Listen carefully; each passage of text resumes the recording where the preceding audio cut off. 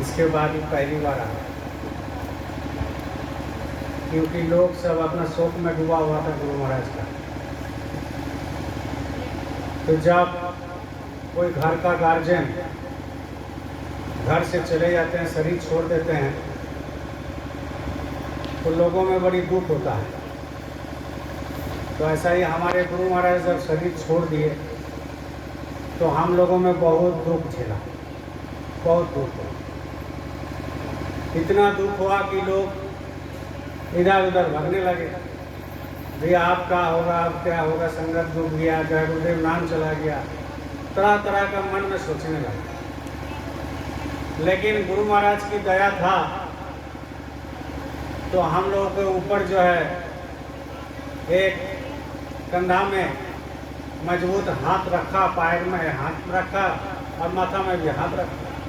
तो जब हाथ रखने लगे तो हम लोग को पैर चलने लगे, और आपको और हमको इस कदर जोड़ दिया कि आप इधर से इधर हम लोग कसमस नहीं होते। क्यों? क्योंकि शंका नहीं है। गुरु महाराज शरीर छोड़ दिया ये तो पक्का हुआ, इसमें कोई शंका नहीं। तरह तरह के लोग बोलते हैं कि गुरु महाराज अभी संसार में है, तो ये गलत बात है। वो एक भावना है उनके अंदर, एक मतलब गुरु महाराज के प्रति जो कदर है, गुरु महाराज प्रति जो भाव भक्ति है, तो वो उनको घर कर लिया। और इस कदर घर कर लिया कि वो मन में सोचने लगा कि गुरु महाराज अभी शरीर में है, तो इधर उधर दौड़ने लगे, भागने लगे। लेकिन सच पूछिए, हमारे गुरु महाराज शरीर को छोड़ दिया। हम लोग देख के आए हैं, हम लोग टच किए हैं, हम लोग जला करके आए हैं, तो ये तो सच बात है कि गुरु महाराज ने शरीर छोड़ दिया। अब दिन काल ऐसा पड़ा है कि लोग सत्संग सुनने के लिए तैयार नहीं रहता है, और दिन काल ऐसा पड़ा है कि लोगों में ये होता है कि वह सत्संग सुन के क्या हो। दिन काल ऐसा पड़ा है कि लोग खाली पैसा के पीछे भागते हैं। दिन काल ऐसा पड़ा है लोग जो है अन्याय काम में लग गया। दिन काल ऐसा पड़ा है कि लोग जो है इधर से उधर घूम रहा है, लेकिन हाथ कुछ नहीं लग रहा है। दिन काल ऐसा पड़ा है कि एक दूसरे को ईर्ष्या, एक दूसरे को कत्ल करने में तैयार है। दिन काल ऐसा पड़ा है जो अपना माँ बाप को भक्ति नहीं करते। दिन काल ऐसा पड़ा है कि भाई संसार में, पूरा संसार में जो है अस्त व्यस्त हो गया। दिन काल ऐसा पड़ा है जो पूरा संसार में वो जितना कमाई करते हैं उससे ज़्यादा खर्च है। दिन काल ऐसा पड़ा है कि भाई वो सोचता नहीं है कि हम कहाँ जा रहे हैं, किस गड्ढा में जा रहे हैं, क्या करना चाहिए, क्या नहीं करना चाहिए। दिन काल ऐसा पड़ा है कि वो अपना आंतरिक आत्ममंथन नहीं करता है। दिन काल ऐसा पड़ा है कि संसार में बहुत तकलीफ है, और क्यों तकलीफ है इसको मनन नहीं करते हैं, वो सोचते नहीं है। दिन काल ऐसा पड़ा है कि ये चारों तरफ जो बीमारी आ रहा है, डॉक्टर के पास कोई दवाई नहीं, नर्सिंग होम में जगह नहीं, सरकारी हॉस्पिटल में जगह नहीं, गांव-गांव में लाश पड़ा हुआ रहता है, गांव-गांव में एकदम बेचैन रहते हैं बीमारी के चलते। ये बीमारी क्यों आया, कैसे आया, ये दूर कैसे होगा, इसका वो मनन नहीं करता है। तो ये चारों तरफ से लोग लेकिन गिर गए। बोलिए जय गुरुदेव। जब बोलेंगे तो जोर से बोलना है, आस्ते से बोलो जय गुरुदेव, जय गुरुदेव। हाँ, ऐसा ही जोर से बोलना। तो अगल बगल में जो आए नहीं वो सोचे कि भाई आया है कुछ लोग, तो वो तो अपने घर में सोच रहे कि हम नहीं गए तो लोग नहीं हुआ। तो उनको तो किस्मत खराब है कि भाई घर में आपका अतिथि आया है, तो कम से कम आकर के अतिथि का आप्यायन करना चाहिए। आपसे हम खाना नहीं मांग रहे, आपसे हम पानी नहीं मांग रहे, आपसे हम चंदा नहीं मांग रहे, आपसे हम माइक का खर्चा नहीं मांग रहे, आपसे हम टेंट का खर्चा नहीं मांग रहे, आपसे हम 1 रुपया पैसा नहीं मांग रहे। बस खाली आपके लिए एक जगह बना दिए, आप आकर के 2 घंटा समय दे दीजिए, बस इतना ही आपको काम करना है। बाकी तो काम हमारी संगत करेगा, हमारे गुरु महाराज करेगा, हम करेंगे, हमारे गुरु भाई बहन लोग करेगा। आपकी खाना आपको नहीं बनाना है, आपका खाना आज यहीं बन रहा है। तो कम से कम जब आपको कुछ देना नहीं है, आपसे कुछ लेना नहीं है, आपको खाली यहाँ पर आकर के बैठना है, तो आपका दिक्कत क्या है, आपका तकलीफ क्या है? इसके मतलब हम उतना दूर से आए हैं और हमारे गुरु भाई बहन उतना दूर से आया है, तो इसको आप कदर नहीं कर रहे। क्योंकि गांव में ऐसा नहीं था पहले। गांव में किसी के घर में कोई चले जाते थे तो कुछ नहीं तो कम से कम पानी और गुड़ जरूर मिलता था, कटोरी में थोड़ा सा, कुछ नहीं है तो चीनी थोड़ा सा मिलता था, वो भी नहीं है तो पानी दे देता था अपने पीतल का जो है सामान में। तो अभी तो गांव में ऐसा हो गया, कोई किसी का कदर नहीं है, लेकिन पहले ऐसा नहीं था। पहले बहुत लोग कदर करते थे। उसका मिसाल आज हमको देखने को मिल रहा है। भाई आप ही का जंगल में आए हैं, आप ही का गाँव में आए हैं, आप ही का चौक में आए, और हमारे लोग, हमारे गुरु भाई बहन कल घर घर में जा करके सबको हाथ जोड़ किया था कि वहाँ सत्संग होगा तो आप जरूर आओ, लेकिन आपका जो है नजरअंदाज है। तो ये आपका ड्यूटी है, ये मेरा ड्यूटी नहीं है। जितनी भी संत महात्मा हमारे धरती पर आया, पीर पैगंबर आया, ये सब उन्होंने क्या किया? काम किया। कौन सा काम किया? जीवों को बचाने का, जीवों को जो है अपना घर पहुंचाने का लक्ष्य था, तो उन लोगों ने काम किया। तो आप सोचो कि भाई उनको साथ नहीं दोगे तो मत दो, लेकिन काम तो वो करता रहेगा। चाहे आप गाली दे दो, चाहे आप खाना मत दो, चाहे आप पेट्रोल का खर्चा मत दो, चाहे आप टेंट मत लगाओ, चाहे आप कुछ भी करो, लेकिन महात्मा का काम महात्मा करते रहता है। वो किसी से डरते नहीं है, वो अपना काम करता रहेगा और काम करके वो निकल जाएगा।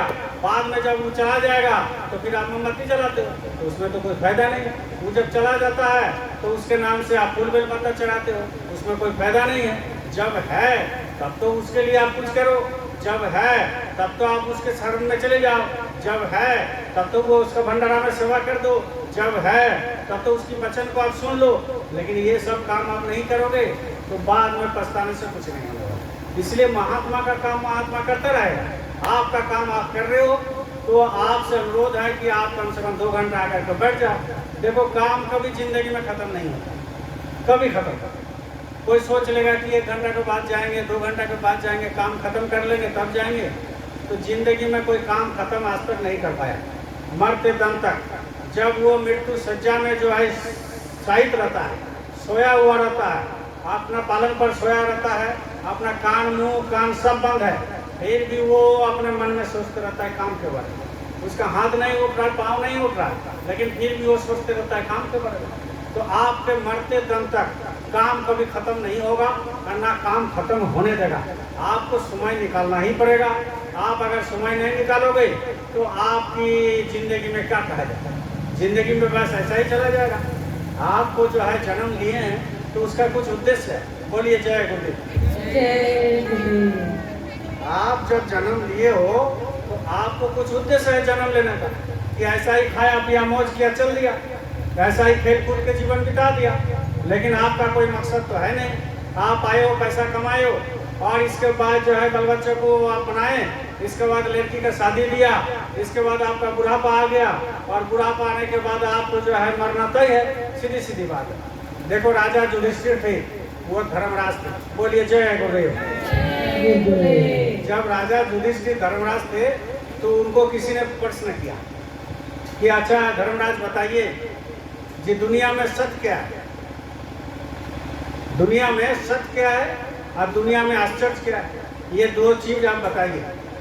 राजा युधिष्ठिर को वो प्रश्न किया कि दुनिया में सत्य क्या है और दुनिया में आश्चर्य क्या है, ये 2 चीज आप बताओ। तो राजा युधिष्ठिर ने उनका प्रश्न को सुना, जैसा आप सुन रहे मतलब वैसा ही वो प्रश्न को सुना कि भाई जिंदगी में आप बताओ कि सबसे आश्चर्य क्या है और सबसे सत्य क्या है? तो राजा युधिष्ठिर ने वो उत्तर दिया, बोला कि सबसे आश्चर्य है कि आप जिंदा हो। सबसे आश्चर्य है दुनिया में।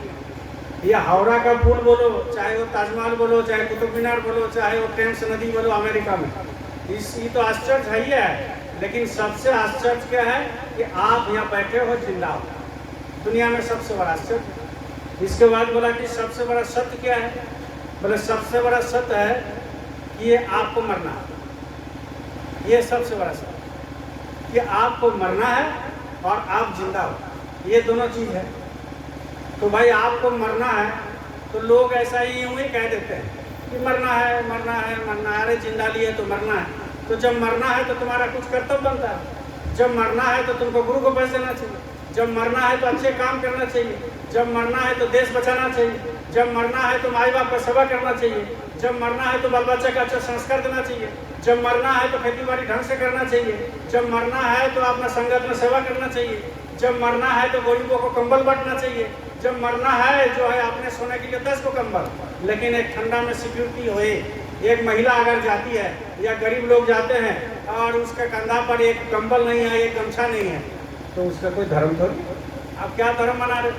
आप जानते हो कि आपको मरना है, तो जब जानते हो मरना है तो इतना जुगाड़ करने का क्या है? एक मकान से 4 मकान, एक गाड़ी से 4 गाड़ी, 1 बीघा से 10 बीघा, 1 लाख से 20 लाख, और 1 साइकिल से 2 साइकिल, 1 मोटरसाइकिल से 4 मोटरसाइकिल। अब बताओ, जब आप जान रहे हो कि हमको मरना है, तो जब मरना है तो इतना करने की क्या जरूरत है? अब बताओ, इतना क्यों करते हो? किस चीज के लिए करते हो? किसके लिए करते हो? काहे करते हो? जब आपके साथ ये सामान आपको जाएगा नहीं, आप खाली हाथ आए हो और खाली हाथ जाओगे, तो आपको इतना प्रयत्न करने की क्या जरूरत है?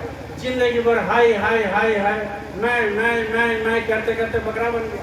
बकरा भी मैं करते हैं, हम भी मैं कर रहे हैं, आप भी मैं कर रहे हो, संसार मैं करता है। तो मैं करते करते तो जिंदगी बीत गया। तो जिंदगी जब बीत जाता है तो खाली हाथ आए हो, खाली हाथ जाओ। क्या लेकर तू आया जग में, क्या लेकर तू जाएगा, क्या लेकर तू आया जग में, क्या लेकर तू जाएगा। मिट्टी का खिलौना तेरा मिट्टी में मिल जाएगा, क्या लेकर तू आया जग में, क्या लेकर तू जाएगा। ये तो साफ साफ कहा है संतों ने, भाई क्या लेकर के तू आया और क्या लेकर के जाएगा। जब पैदा हुए थे तो पूरा बदन में कपड़ा लेकर के कोई पैदा हुआ है? इसका बदन में कपड़ा लेकर के माँ का कोख से कोई निकला? रुपया लेकर के निकला? कोई कपड़ा गाड़ी घोड़ा लेकर के निकला? कोई जमीन लेकर के निकला? जब हम और आप निकले माँ का कोख से तो खाली हाथ आए, खाली बदन आए। एक जो है सोना भी नहीं है, एक कपड़ा भी नहीं है, कुछ नहीं है। और जब जाओगे तो जब मर जाओगे तो मरने के बाद भी जो है तुम एक छदाम यहाँ से नहीं ले जा सकते। एक छदाम जो भी आपके पास है यहाँ आपका रखा रहे। लाश यहाँ पड़ा हुआ है और सब रखा हुआ। वो बोल नहीं सकता है कि देखो मेरा पास में 500 रुपया है, दे दो, हम ले जाएंगे। वो बोल नहीं सकता है कि मेरा जमीन का कागजात जो है अलमारी में रखा हुआ है, थोड़ा सा ये आखिरी बार दिखा दो, दिखा नहीं सकता, बोल नहीं सकता। कुछ बोलना चाहता है तो मुंह बंद, कुछ सुनना चाहता है तो कान बंद, कुछ करना चाहता है तो हाथ उठेगा नहीं, कोई जाना चाहता है तो पाँव जाएगा नहीं, कुछ बोलना चाहेगा तो मुंह बंद रहेगा, जीभ हिलेगा। तो भाई आपको जब ये हालत आपके साथ भी होगा, ये हालत मेरे साथ भी होगा, ये हालत उसके साथ भी होगा, संसार में जितना है सबके साथ होगा, चाहे वो नेता हो, चाहे मंत्री हो, चाहे राष्ट्रपति हो, चाहे थानेदार हो, चाहे बड़ा बाबू हो, चाहे वो IPS हो, चाहे IAS हो, चाहे कुछ अफसर हो, चाहे वो दुनिया का मालिक हो, चाहे वो जमींदार हो, चाहे वो भिखारी हो, चाहे वो राजपूत हो, चाहे वो महातो हो, चाहे वो मुंडा हो, चाहे वो मनकी हो, चाहे हम हो, चाहे झारखंड का हो, चाहे अमेरिका के हो, चाहे उत्तर प्रदेश का हो, चाहे दिल्ली का हो। ये तो किसी के साथ भेदभाव नहीं, उन्होंने तो किसी के साथ भेदभाव नहीं किया। आप और हम जो है भेदभाव करते हैं, जात जात पर लड़ाते हैं। ये मेरा देवता बड़ा है, वो बोलता है, और बोलता है मेरा देवता बड़ा है। वो बोलता है मेरा गुरु बड़ा है, वो बोलता है मेरा गुरु बड़ा है। वो बोलता है हम इस देवता को ये खिलाते हैं, पूजा करते हैं, वो बोलता है हमारा देवता इसमें खुश होता है। बस इसी में लड़ाई हो गया। हिंदू बोलता है हम बड़े, मुसलमान बोलता है हम बड़े, क्रिश्चियन बोलता है हम बड़े, और सिख बोलता है हमारा गुरु बड़ा। तो भाई मालिक तो एक है सबका, बड़ा कौन है? सबको सबका बड़ा है, लेकिन मालिक किसका है? एक है। और वो मालिक रहता कहाँ है? आपके दोनों आंखों के बीच में रहता है। इधर उधर घूमते रहो बेमतलब का घूमते रहते हो। कभी इधर जाता है पूरा, कभी पश्चिम, कभी उत्तर, कभी दक्षिण। और जो अंदर में मालिक है उसको आप ध्यान में नहीं देते। मालिक है कहाँ? आप बोलते हो मेरा मालिक बड़ा, मेरा देवता बड़ा, मेरा गुरु बड़ा, तो वो सब छोड़ करके जरा अंदर तरफ झांको, अंदर में झांको। मुझको कहाँ ढूंढ रहे बंदे, और मैं तो तेरे पास हूँ। तुम हमको इधर उधर ढूंढते रहते हो, खोजते रहते हो, लेकिन हम तेरे अंदर है, तुमसे बात करना चाहते हैं, तुमसे तुम्हारा हाथ से खाना चाहते हैं, और तुमको हम दर्शन करना चाहते हैं, तुमको अपना घर ले जाना चाहते हैं। लेकिन क्या करते हो, तुम इधर उधर घूम रहे हो। तो जब इधर उधर घूमते हो तो तुमको मिलेगा कुछ नहीं, कुछ नहीं मिलेगा। मिलेगा कहाँ? इसके अंदर मिलेगा। भगवान यहाँ पर है, वहाँ बाहर में नहीं है। वो मंदिर बना दिया 4 तल्ला, तो उसमें भगवान थोड़ी रहते हैं। उसका तो मूर्ति है, चलो ठीक है, अपना अगरबत्ती दिखा दिया, बेलपत्ता दिखा दिया, सिंदूर चढ़ा दिया, कोई बात नहीं। वो आपकी भावना है, आप चढ़ा दो एक एक कुंटल फूल और एक कुंटल सिंदूर, वो कौन मना करता है? वो ना हिलता है, ना डोलता है, ना बात करता है। उसमें लड्डू रख दो 10 किलो, तो उसमें क्या करेगा? वो खाएगा भी नहीं। लेकिन आपका एक भावना है, आपका एक भाव है, उसके सामने आप रख दिए, चलो कोई बात नहीं। लेकिन भगवान हंसते हैं, भगवान बोलते हैं जो बोलता नहीं उसके सामने चढ़ाता है, और जो बोलता है उसके सामने तुम कुछ नहीं रखता। आपके अंदर में भगवान भरा हुआ यहाँ पर है, उसके सामने आप कुछ नहीं रखते। और जो आपके अंदर भगवान है वो आपसे कुछ चाहता भी नहीं, कुछ नहीं चाहता। वो क्या चाहता है कि चलो खूंटी में सुंदरी बाजार में जो है वो सत्संग रखा, जाकर बैठ जाओ, इतना ही तो चाहता है। वो आपसे रुपया पैसा नहीं मांगेगा, वो आपसे फूल बेलपत्ता नहीं मांगेगा, वो आपसे खाना नहीं मांगेगा, क्योंकि देवता खाते नहीं है। आप चढ़ाते हो मुर्गा मुर्गी, आप चढ़ाते हो खासी पाठा, आप चढ़ाते हो सुअर गाय गोरू, वो खाते थोड़ी है, वो खाते नहीं है। कोई अपना बच्चा को काट के खा जाएगा क्या? कोई अपना बच्चा को काट के खा जाएगा? हमारे बच्चा को हम काट के खा जाएंगे, माँ खुश हो गया? अरे ये झूठ मूठ की बात है, वो खाते होते नहीं है, यह आपकी मन की भ्रम है। इसलिए देवता कुछ नहीं खाते हैं, आपसे देवता कुछ नहीं मांगेंगे, वो खाली मांगते हैं कि भाई आपकी प्रेम। इसीलिए जो है प्रेम कहाँ से होगा? सत्संग में होगा। ये जो आप बैठे हो ना सत्संग, इसी से प्रेम जमता है, इसी से शिक्षा दिया जाता है। ये आध्यात्मिक स्कूल है, ये स्पिरिचुअल स्कूल है। इस स्कूल में कोई भर्ती हो जाएगा, इस स्कूल में कोई आकर के बैठेगा तो बच्चे को संस्कार मिलता है, अपने आप को विचार होता है, अपने अपने विवेक होता है, अपने घर परिवार शांति में रहता है। लेकिन जब आप सत्संग छूट गया, इसलिए कबीर साहब ने कहा, डर लगे और हंसी आवे, अजब जमाना आया रे, धन दौलत यार माल खजाना, बेसा नाच नचाया रे। किसने कहा? हम थोड़ी कहा, हमारे पूर्वज ने कहा। डर लगे और हंसी आवे, अजब जमाना आया रे, धन दौलत और माल खजाना, बेसा नाच नचाया रे। मुट्ठी भर अन्न साधु कोई मांगे, बोले नाज नहीं आया रे। मुट्ठी भर अन्न साधु कोई मांगे, बोले नाज नहीं आया रे, धन दौलत और माल खजाना, बेसा नाच नचाया रे। अभी यहाँ पर जमघट हो जाता और बोल दिया जाता है रांची से ऑर्केस्ट्रा आ रहा, यहाँ जाएगा ना, पूरा भर जाता, ये पूरा भर जाता, अगल बगल गांव में ढिढोरा पिट जाता।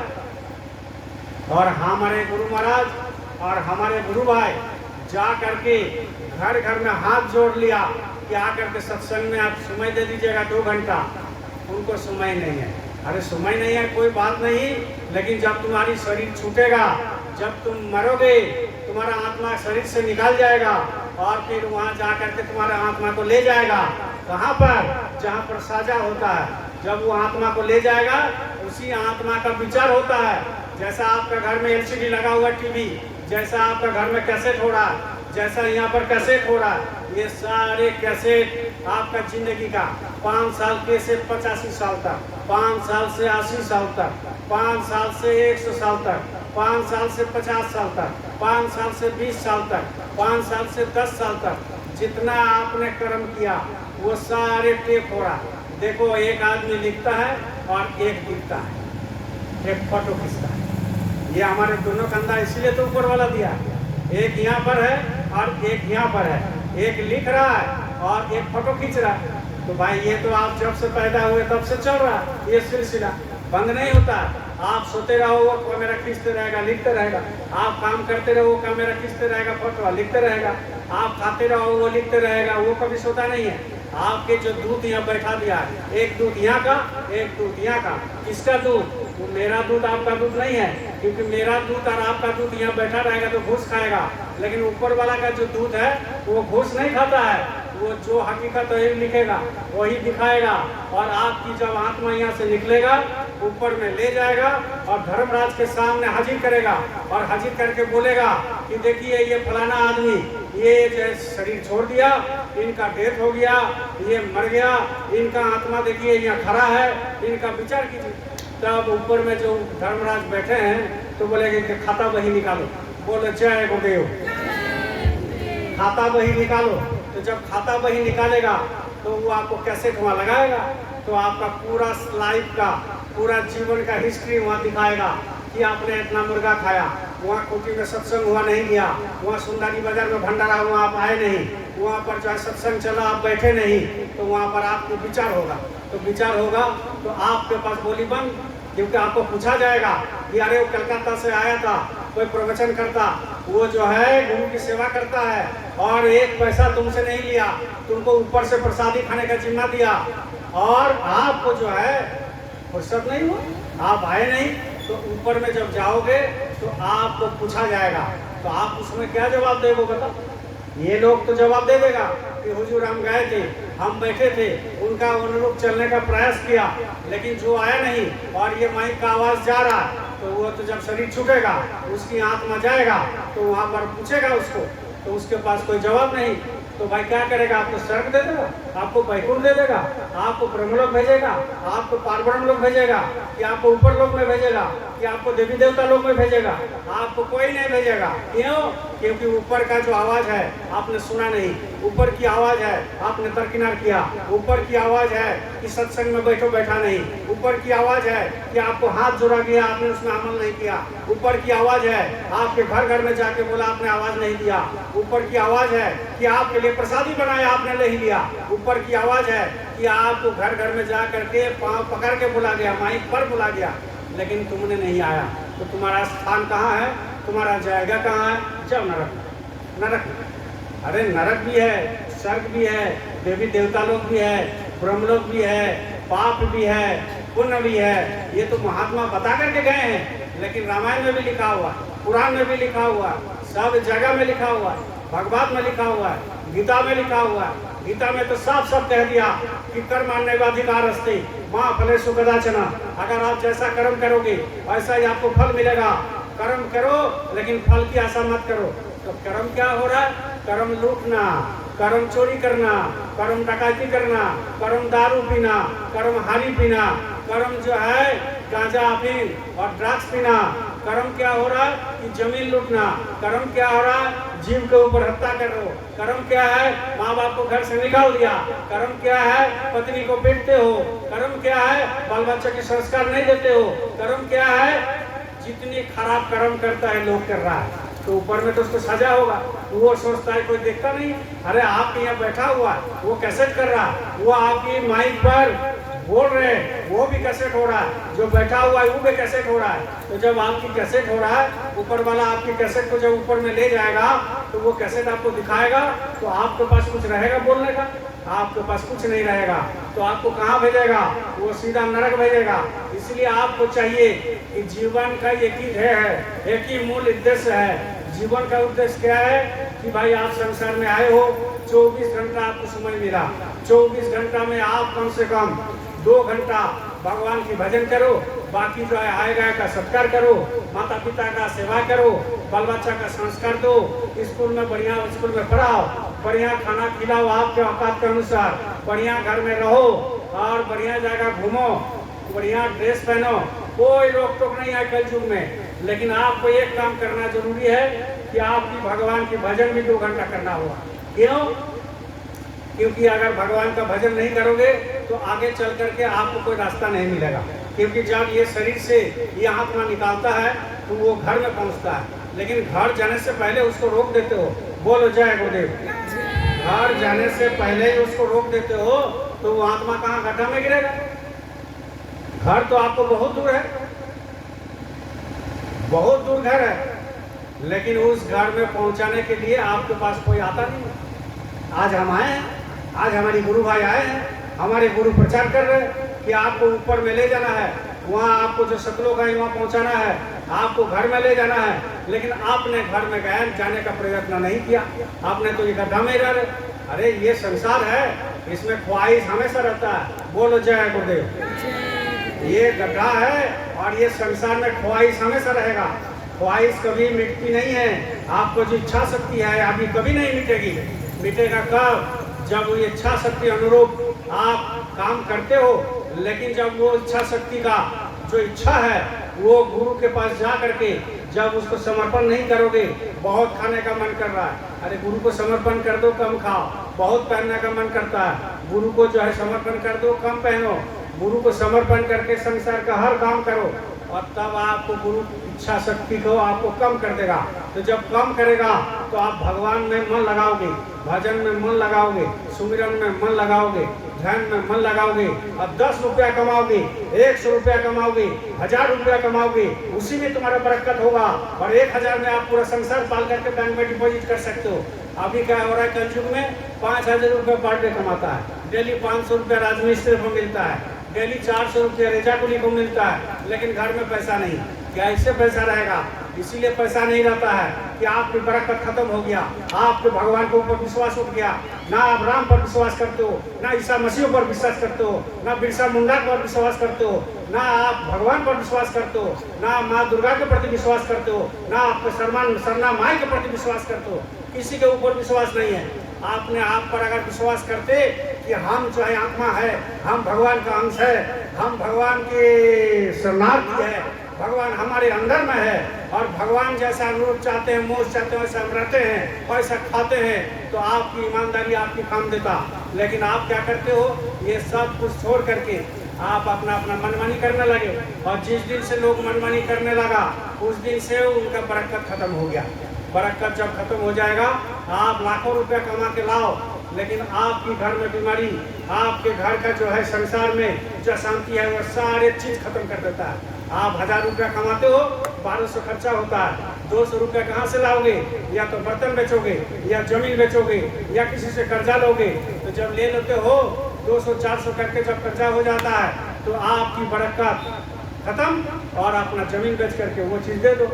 लेकिन हमारे गुरु भाई ऐसे हैं, हम लोग भी ऐसे हैं, 1000 कमाते हैं, चाहे 500 कमाते हैं, 50 कमाते हैं, उसी में मालिक बहुत दया करता है, उसी में खाना पीना भी होता है, उसी में रहन सहन भी होता है, उसी में कपड़ा लता भी होता है, उसी में रिश्तेदारी भी होता है। और वही चीज़ बचा करके हमने गुरु महाराज को 10 रुपया देते हैं, 2 रुपया देते हैं। तो ये इसको बोलते हैं बरकत। लाखों रुपया कमा करके आपके पास 1 रुपया नहीं है और यहाँ पत्ता बेच करके और गोईठा बेच करके ये लोग कमा करके गुरु को 10 रुपया देते हैं। ये सबसे बड़ा बरकत है। बरकत उसको नहीं कहते हैं कि आप करोड़ रुपया कमा करके बिल्डिंग बना लो। बरकत उसको नहीं कहते हैं आप करोड़ रुपया कमा करके गाड़ी खरीद लो। बरकत उसको नहीं कहते हैं करोड़ रुपया कमा करके आपने जमीन ले लिया। बरकत उसको नहीं कहते हैं कि आपको लोग माला पहना रहे। बरकत उसको नहीं कहते हैं कि आप 14 जमीन का मालिक हो गए, 14 गांव का मालिक हो गए।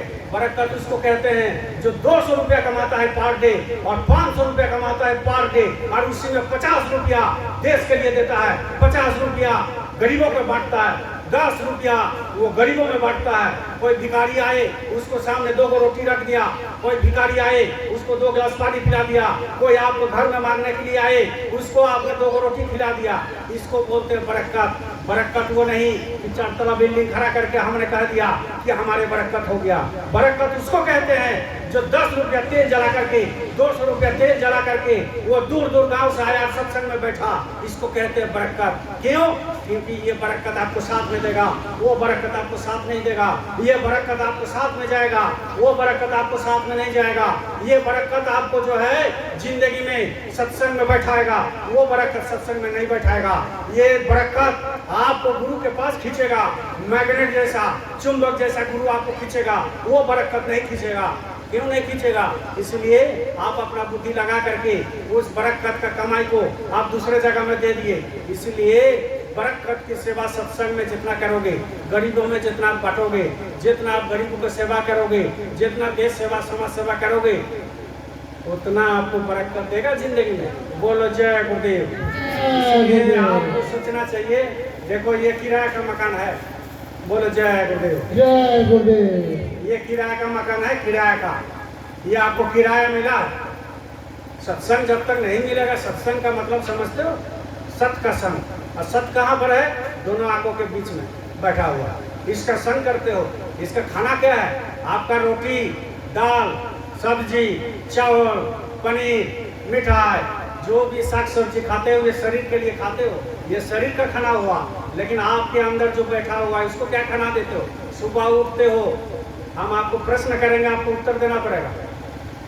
अभी हम प्रश्न करते हैं, सुबह उठते हो, मुंह धोते हो, किसके लिए धोते हो? दूसरे के लिए। आप मुंह धो दोगे, हमारा मुंह साफ हो जाएगा।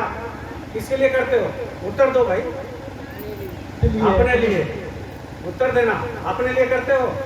इसके बाद चाय पीते हो, किसके लिए? अपने लिए। उत्तर देते रहना। इसके बाद जो है नाश्ता करते हो, किसके लिए? अपने लिए।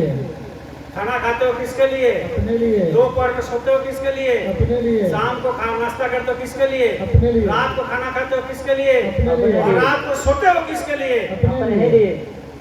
शरीर के लिए करते हो। ये अपने लिए नहीं होता, इस शरीर के लिए होता है। अपने लिए क्या करते हो?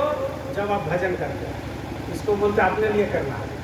ये सारे चीज शरीर के लिए करते हो भाई, सुबह से शाम तक। और अपने लिए क्या करते हो? भजन, अपने लिए सुमिरन, अपने लिए ध्यान। ये अपना होता है, क्योंकि यही साथ मेरा जाएगा, क्योंकि मैं आत्मा हूँ, मैं परमात्मा का अंश हूँ।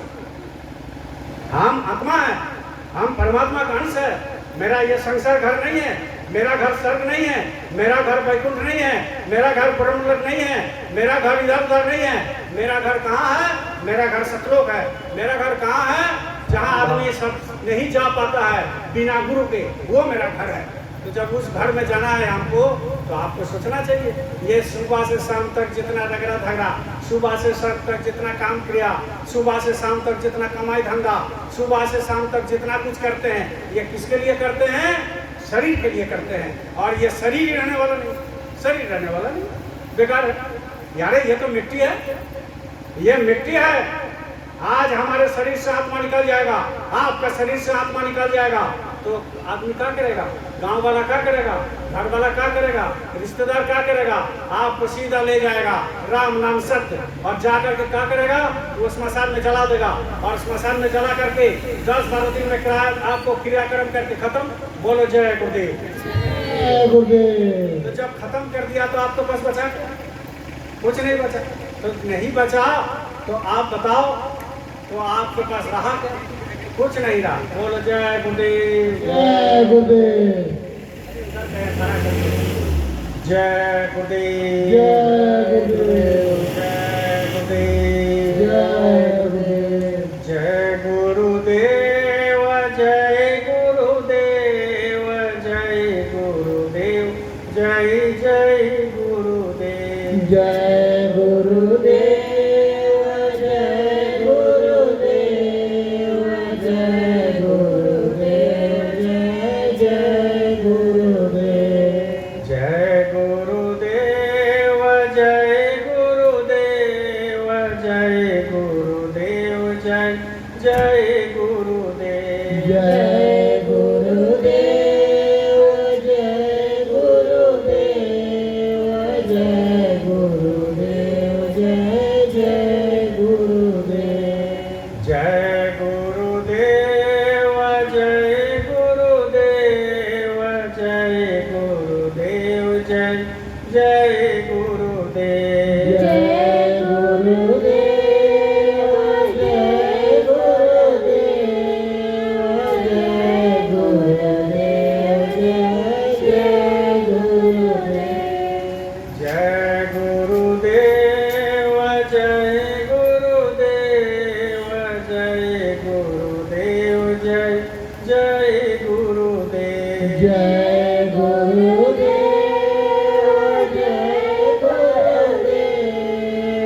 जय गुरुदेव। जय जय गुरुदेव। इसीलिए प्रेमियों, ये किराया का मकान है, ये मिट्टी है, और ये मिट्टी तब तक चल सकता है जब तक आपके अंदर ये पावर है। और जैसा ही ये पावर निकल गया तो ये हाथ आपको उठेगा नहीं, काम नहीं करेगा, ये पाँव काम नहीं करेगा, ये शरीर काम नहीं करेगा, आँख देखना बंद करेगा, कान सुनना बंद करेगा, मुंह चलना बंद करेगा।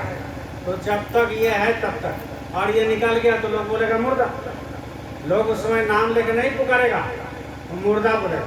तो जब बोलेगा मुर्दा तो लोग जब ले जाएगा कंधा में राम नाम सत्य है, तो आप बताओ तो आपको लोग नाम से नहीं पुकारेगा, बोलेगा देखो मुर्दा जा। थोड़ा देर पहले तक तो नाम से पुकारा, इसके बाद जब आप को ले जाने लगे गांव वाले, बोलिए जय गुरुदेव, तो आपको क्या बोलेगा मुर्दा। तो जब मुर्दा बोलेगा तो फायदा क्या हुआ बताओ। इधर आगे आ जाइए, आगे आ जाइए, बहुत जाएगा, आगे बैठिए, आगे आ जाइए, बैठिए बैठिए, आगे आ जाइए ना। अरे आप लोग आगे आगे बैठिए, आगे आ जाइए, बैठिए बैठिए फटाफट।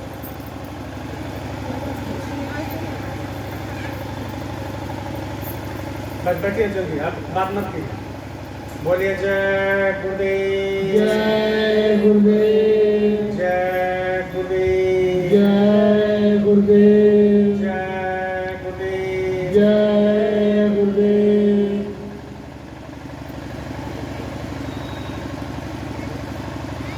देखो जब सत्संग चलता है तो मालिक का दया ऊपर से आता है, क्योंकि ये कोई पूजा पाठ नहीं है फिर शुरू कर देते। आप लोग समझते नहीं हो। ये मंत्र रामायण देख करके पढ़ के तो आए नहीं। देखो मेरा पास कोई पोता पुत्री है, लेकिन बोलो 10 घंटा बोलने का बोल रही, तो मेरा कोई क्रेडिट नहीं है और ना मेरा कोई उसमें शक्ति है बोलने का। वो जब ऊपर वाले देते हैं, गुरु महाराज की कृपा होता है, अब बीच में तुम लोग तो करोगे तो दिक्कत होगी। एक धार चलता है ऊपर से, ऊपर का जब धार चलता है तो मुंह से निकलता है। अब तुम्हारी जो है हरकत अगर उस धार को खत्म कर देगा तो फिर मुश्किल होता है। फिर मालिक से बोलना पड़ता, प्रार्थना करता था, फिर मालिक उसको जुगाड़ करता, फिर जुगाड़ देता। तो आप समझते नहीं हुआ, बीच में गाड़ी घुसा दिया, क्या जरूरत पड़ा था, रहने देते हो। बोलो जय गुरुदेव, जय गुरुदेव। तो कहने का मतलब ये आप लोग बैठ करके सुनो। हम तो सोचे थे कि 2 लोग भी नहीं हो, देखो आप धीरे धीरे 50 लोग हो। ये मालिक की दया है, एक खिंचाव, इसी को तो बोलते हैं खिंचाव मालिक का, इसको बोलते हैं खिंचाव। खिंचाव हो जाता, जब खिंचाव हो जाएगा तो बढ़ जाएगा आगे। तो कहने का मतलब है ये किराए का मकान है, और जब ये किराए का मकान ध्वस्त हो जाता है तो लोग जला देगा उसको, जला देगा। तो जब जला देगा तो 10 दिन के बाद उसका कोई नामो निशान नहीं रहेगा, कोई पूछेगा तक नहीं आपको, कोई नहीं पूछता। तो जब पूछेगा नहीं तो उसको पहले कुछ काम कर लेना चाहिए, पूछेगा नहीं आप 10-12 दिन तक याद रखेगा। इसके बाद जो है आपको एक फोटो बढ़िया से बंधाएगा और फोटो बांध करके जो है लेमिनेशन करके वो टांग देगा घर में, और साल में एक बार गेंदा फूल का माला दे देगा। रजनीगंधा भी नहीं देगा, गेंदा फूल का दे देगा और प्रणाम करेगा, खेल खत्म हो गया। तो आप इसके लिए आए थे क्या दुनिया में? अरे आए हो दुनिया में तो कुछ करके जाओ। दुनिया में आए हो, जब हम पैदा हुए और जग हंसे हम रोए, ऐसी करनी कर चलो, हम रोए हंसे या जग रोए। जब हम पैदा हुए जग हंसे हम रोए। आप और हम जब पैदा हुए, माँ का कोख से निकले तो क्या करते थे? हम लोग रोते हुए निकले। रोए थे कि नहीं? कौन बोलता है कि नहीं रोया था? हाथ उठाइए तो। सब कोई रोया, यहाँ जितना बैठा है सब रोया। जब हम पैदा हुए जग हंसे हम रोए, और जग मतलब संसार हंसने लगा, चाचा हंसने लगा, माई बाप हंसने लगा, सब पार्टी देने लगा, सब केक काटने लगा, और सब क्या क्या तरह तरह का जो है टेंट उड़गार के जो है पूरा डीजे बजाने लगा कि भाई क्या हुआ, लड़का पैदा हुआ, क्या हुआ, लड़की पैदा हुई। तो आप बताओ, जब हम पैदा हुए जग हंसे हम रोए। हम जब पैदा हुए तो हमारे जो है रिश्तेदार खूब हंसने लगा और हम रोते हुए निकले। लेकिन संत क्या कहते हैं, सदगुरु क्या कहते हैं? ऐसी करनी कर चलो, ऐसी जिंदगी में करनी करो कि तुम जो है हंसते हंसते चले जाओ, दुनिया रोते रहे। हमारे गुरु महाराज जब शरीर छोड़ा, बोलो जय गुरुदेव। जय गुरुदेव। देखो ये मेरा गुरु महाराज है, और बगल में जो फोटो है उनके बारे में बताएंगे, उज्जैन वाले बाबा के बारे में, कैसे आए, कितना सेवा किया सब बताया जाएगा आपको। अभी 3 घंटा सुनाएंगे आपको। तेल जला करके आए तो हम थोड़ी छोड़ देंगे 1 घंटा। बोलो जय गुरुदेव। जय गुरुदेव। तो ये हमारे गुरु महाराज है। और ये हमारे गुरु महाराज जो है 116 साल उम्र तक जिंदा रहा, शरीर में गए। बढ़िया से सुना हो इनकी कहानी। बहुत नए नए लोग नहीं जानते हैं और बहुत पुराने हैं तो भूल गए, इधर उधर चलने लगे, डिलेट हो गया बेमतलब। ये हमारे गुरु महाराज है 116 साल उम्र तक रहे शरीर में, और 116 साल उम्र के बाद इनको देहांत हो गया, मैंने शरीर छोड़ दिया। संत क्या करते हैं, महात्मा क्या करते हैं, जैसा ये कपड़ा है, ये फटेगा, इसको हम पहने रहेंगे थोड़ी, क्या करना है, पुराना हो जाएगा, फट जाएगा तो क्या करना है आप बताओ, फेंक देना है। वैसा ही संत क्या करते हैं कि ये कपड़ा, चमड़ा रूपी कपड़ा और हड्डी और ये शरीर पुराना कपड़ा हो जाता है तो जर्जर हो जाता है, तो महात्मा इच्छा मृत्यु से भाई इसको त्याग देते हैं और फिर चले जाते हैं अपना धाम। इसको बोलते हैं इच्छा मृत्यु। तो महात्मा लोग यही करते हैं, संत सदगुरु यही करते हैं कि पुराना कपड़ा को छोड़ते हैं और इच्छा अनुसार अगर वो चाहे तो फिर नया कपड़ा में जन्म ले, नहीं तो अपना लोक में रहे। तो हमारे गुरु महाराज 116 साल उम्र तक रहे, कोई कम बेसी नहीं, 116 साल उम्र तक रहे। और 116 साल उम्र तक इन्होंने अपना संगत की सेवा किया। आपने 20 करोड़ लोगों को नामदान दिया। आप क्या समझते हो, 1-2 करोड़, 1-2 लाख, 20 करोड़ लोगों को नामदान दिया और 1 करोड़ लोगों को उन्होंने बोरा पहना। बोरा कौन पहनता है, जब दुनिया बदलने लगता है तब बोरा पहना जाता है। रामचंद्र जी बोरा पहने थे कि नहीं पहने थे, किसी को मालूम नहीं। बोलता है रामचंद्र जी कब बोरा पहने थे, तो रामचंद्र जी भी बोरा पहने थे जब वो चले गए जंगल में, इसीलिए तो उनको बोलते हैं जटाजूटधारी राम। जूट मतलब क्या होता है भाई, समझते हो, जूट मतलब बोरा। तो रामचंद्र भी बोरा पहन करके जंगल चले गए, जटाजूटधारी राम। और भगवान कृष्ण जब अपना द्वापर युग में आए, जब दुनिया बदलने लगा, धर्म का स्थापना करने लगा, तो वो भी बोरा पहने थे। इसीलिए भगवान कृष्ण गीता में लिखा है कि बलकल वस्त्र, बलकल किसको कहते हैं, बोरा को कहते हैं। लोग समझते नहीं, लोग ऐसा ही पढ़ के चले गए, जटाजूटधारी राम। और फिर बोलते हैं बलकल वस्त्र, भगवान कृष्ण ने पहना। और फिर ईसा मसीह भी बलकल पहने थे, जूट पहने थे, मालूम ही नहीं किसी को। बाइबल खोल के देख लो, हमारे पास तो कुरान भी है, कुरान भी है, बाइबल भी है, गीता भी है, रामायण भी है, हर चीज। हमको कोई जरूरत नहीं है, लेकिन यहाँ पर लेके आते हैं, कोई तर्क करेगा तो दिखाएं। तो कहने का मतलब यह है कि भाई भगवान राम भी जूट पहने, और ऐसा ही हमारे गुरु महाराज वो 20 करोड़ में से 1 करोड़ लोगों को जूट पहनाए थे, बोरा। क्यों, क्योंकि कलयुग में अब बदलने वाला है, कलयुग में ही सतयुग आएगा। तो हमारे गुरु महाराज इनका आगाज पहले कर दिया और 20 करोड़ में लोगों को नामदान दिया। नामदान क्या होता है फिर बताएंगे। और 1 करोड़ लोगों को इन्होंने बोरा पहना है, और बोरा पहन करके उन लोगों को अंदर शक्ति भर दिया, उन लोगों के अंदर पावर दे दिया, और उन लोगों को गांव गांव में प्रचार करने भेजा था। ऐसा ही हमारे रांची में सबसे बड़ा जो है गुरु भाई हमारे थे, उम्र में थे, गुरु महाराज के बगल में थे डॉक्टर शैलेंद्र कुमार, वो बोरा पहना, FRCS लंदन से पास किया हुआ, लेकिन इतना धनी फिर भी वो बोरा पहनते थे। गुरु महाराज ने आदेश दिया, अरे गुरु के लिए तो सब कुछ छोड़ देता है लोग। जब गुरु मिल जाए, सदगुरु मिल जाए, नशा लग जाए, सत्संग में मन लग जाए, तो घर द्वार सब छोड़ देगा, वो सारे चीज। लेकिन हमारे गुरु महाराज ने ये शिक्षा दिया, आपकी घर छोड़ने की कोई जरूरत नहीं, आपको जंगल जाने की कोई जरूरत नहीं, आपको इधर उधर भटकने की कोई जरूरत नहीं। आप बाल बच्चा का सेवा करो, और अपना पत्नी पति को देखे, पति पत्नी को देखे, और अपना रिश्तेदार को देखो, समाज को देखते हुए 2 घंटा समय हमको दे दो, बस इतना ही तुमसे हम चाहते हैं। ये हमारे गुरु महाराज का आदेश है, 2 घंटा समय। अब वो 2 घंटा 24 घंटा में 2 घंटा 22 घंटा तो आप काम करो, 22 घंटा आपका अधिकार है, लेकिन 2 घंटा अधिकार आप में नहीं है, 2 घंटा गुरु का अधिकार है आपसे समय लेने का। तो 2 घंटा भी अगर समय नहीं दोगे तो भाई चुल्लू पर पानी में डूब मर जाना चाहिए। 24 घंटा में 2 घंटा तो समय दोगे कि नहीं दोगे, तो 2 घंटा समय गुरु को देना चाहिए, गुरु का ये हक बनता है। तो ऐसा ही हमारे गुरु महाराज 20 करोड़ लोगों को नामदान दिया और सबको समझाया, उपदेश दिया और 1 करोड़ लोगों को समझा के भेजा और पूरा ऑल इंडिया में, पूरा विदेश में सबको घुमाया। उस समय पीछे पीछे हम लोग भी जाते थे, यहाँ पर आए माइक पर, यहाँ पर हम सत्संग दिए थे एक बार खड़ा होकर के गाड़ी में, तो ये अभी याद आ रहा। तो ऐसे ऐसे बहुत लोग अपना 30 साल 32 साल 50 साल 70 साल 80 साल पूरा गांव गांव में घूम घूम करके जंगल जंगल ये गुरु महाराज को आदेश को पहुंचाया था। तो गुरु महाराज को आदेश को पहुंचाना क्या है, क्या आदेश था भाई कि देखो तुम्हारा ये किराए का मकान है, ये तुमको छोड़ना है और छोड़ने के समय तुमको हाथ कुछ नहीं लगेगा, इसलिए तुमको नामदान दिया जाएगा। नामदान क्या चीज है? नाम सबसे बड़ा दान है। नाम सबके पास नहीं रहता है।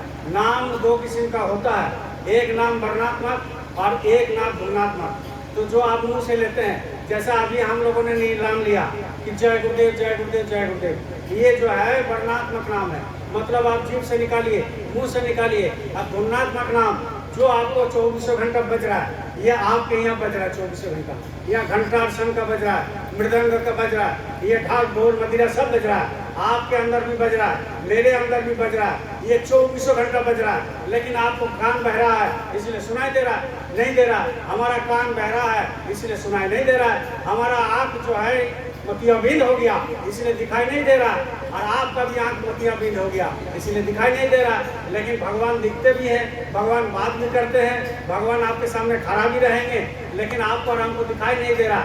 क्यों नहीं दिखाई दे रहा है? इसलिए कि मेरा आँख खराब हो गया। क्यों नहीं सुनाई दे रहा है? जब अंदर में बज रहा है, घनघोर बज रहा है, 24 घंटा बज रहा है, अगर वो आवाज बंद हो जाए, वो नाम बंद हो जाए, तो दुनिया प्रलय हो जाए, वहाँ प्रलय हो जाएगा। इसलिए हिंदू हो चाहे सिख हो चाहे मुसलमान हो चाहे कुछ भी हो, आपके दोनों कान के अंदर बज रहा है। लेकिन ये जो आवाज देता है, ये जनरेटर का आवाज मेरे कान में जा रहा है, आपके कान में जा रहा है। लेकिन जो साधक होते हैं, जो नामदान को समझ लिया, जो गुरु के आदेश को पालन किया, जो 2-4 घंटा समय दिया, जो भजन किया, तो उनको अंदर में जो नाम आई वो सुनाई देगा। वो आप खाते रहो तो भी सुनाई देगा, घूमते रहो तो भी सुनाई देगा, कहीं जाओ तो भी सुनाई देगा, सोते रहो तो भी सुनाई देगा, बात करते रहो तो भी सुनाई देगा, गाड़ी में चलते रहो तो भी सुनाई देगा, आप कहीं भी बैठे रहो तो भी सुनाई देगा। यहाँ भी बहुत सारे साधक है, हो सकता है सुनाई दे रहे हैं उसको, लेकिन आपको पता नहीं है वो कान कैसे खुलेगा, वो आँख कैसे खुलेगा। तो उसका काम कौन करता है? सद्गुरु करता है। बिना सद्गुरु के कोई नहीं कर सकता। आप क्या समझते हैं? ऐसा ही नामदान मिल गया, लोगों को नामदान मिल गया, नामदान मिल करके दूसरा गुरु पकड़ लिया। अरे दूसरा गुरु से कोई फायदा है? ये संत मत का नियम है, मेरे पास किताब है, आपको हम दिखाते हैं। उन्होंने कहा संत सदगुरु, भाई तुम जब एक बार गुरु कर लिया, वो गुरु अगर शरीर भी छोड़ देता है तो गुरु तो कोई हर मास का है नहीं, वो तो शब्द रूप में होता है। तो जब शब्द रूप में है, आप गुरु छोड़ करके दूसरे गुरु को पकड़ लोगे तो क्या फायदा हुआ उसमें?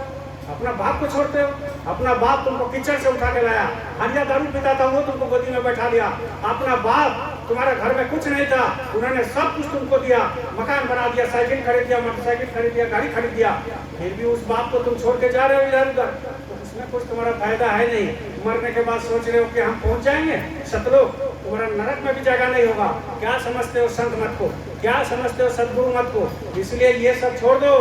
अपना जो गुरु है, जो शब्द रूप में विराजमान, जो आपको नामदान दे करके गया और 24 घंटा यहाँ पर रहते हैं, उनका शरीर तो छूट गया, लेकिन नाम रूप में, शब्द रूप में आपके साथ हमेशा रहता है। आप बात तो करो कम से कम, भाई किधर जाए मालिक, किधर जाए, किनको माने? हमारे जब गुरु महाराज शरीर छोड़े, उसको कुछ दिन पहले 2007 में बसीरातगंज में हमारे महाराज जी, जो अभी हम लोग बोलते हैं उज्जैन वाले बाबा उमाकांत तिवारी जी महाराज को, ये मंच पर खड़ा करके इन्होंने आशीर्वाद दिया। इन्होंने बाकायदा लाखों लोगों को सामने बोला कि अरे देखो ये उमाकांत तिवारी आने वाला दिन में संगत की संभाल करेगा, आने वाला दिन में ये नामदान देगा।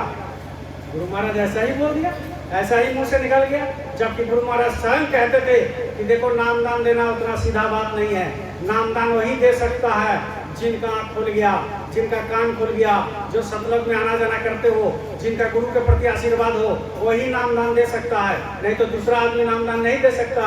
अगर कोई नामदान देगा तो उसका नरक में भी जगह नहीं होगा, वो भूल जाएगा, भटक जाएगा।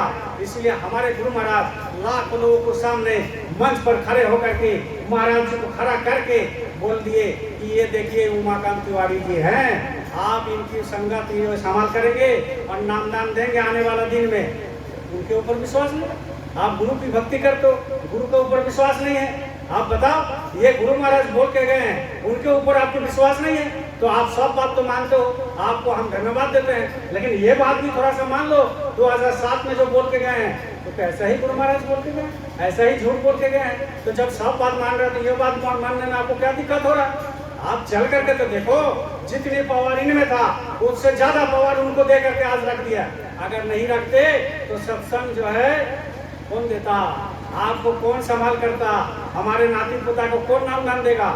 जब गुरु महाराज बोल दिए कि भाई ये नामदान देगा, उनको तो छोड़ के गया। कोई किसी का बच्चा कोई सत्संगी का आजकल हो रहा, चाहे होने वाला हो, चाहे 10 साल हो गया हो, तो नामदान वो उसको कहाँ मिलेगा? क्या हरियाणा में मिलेगा?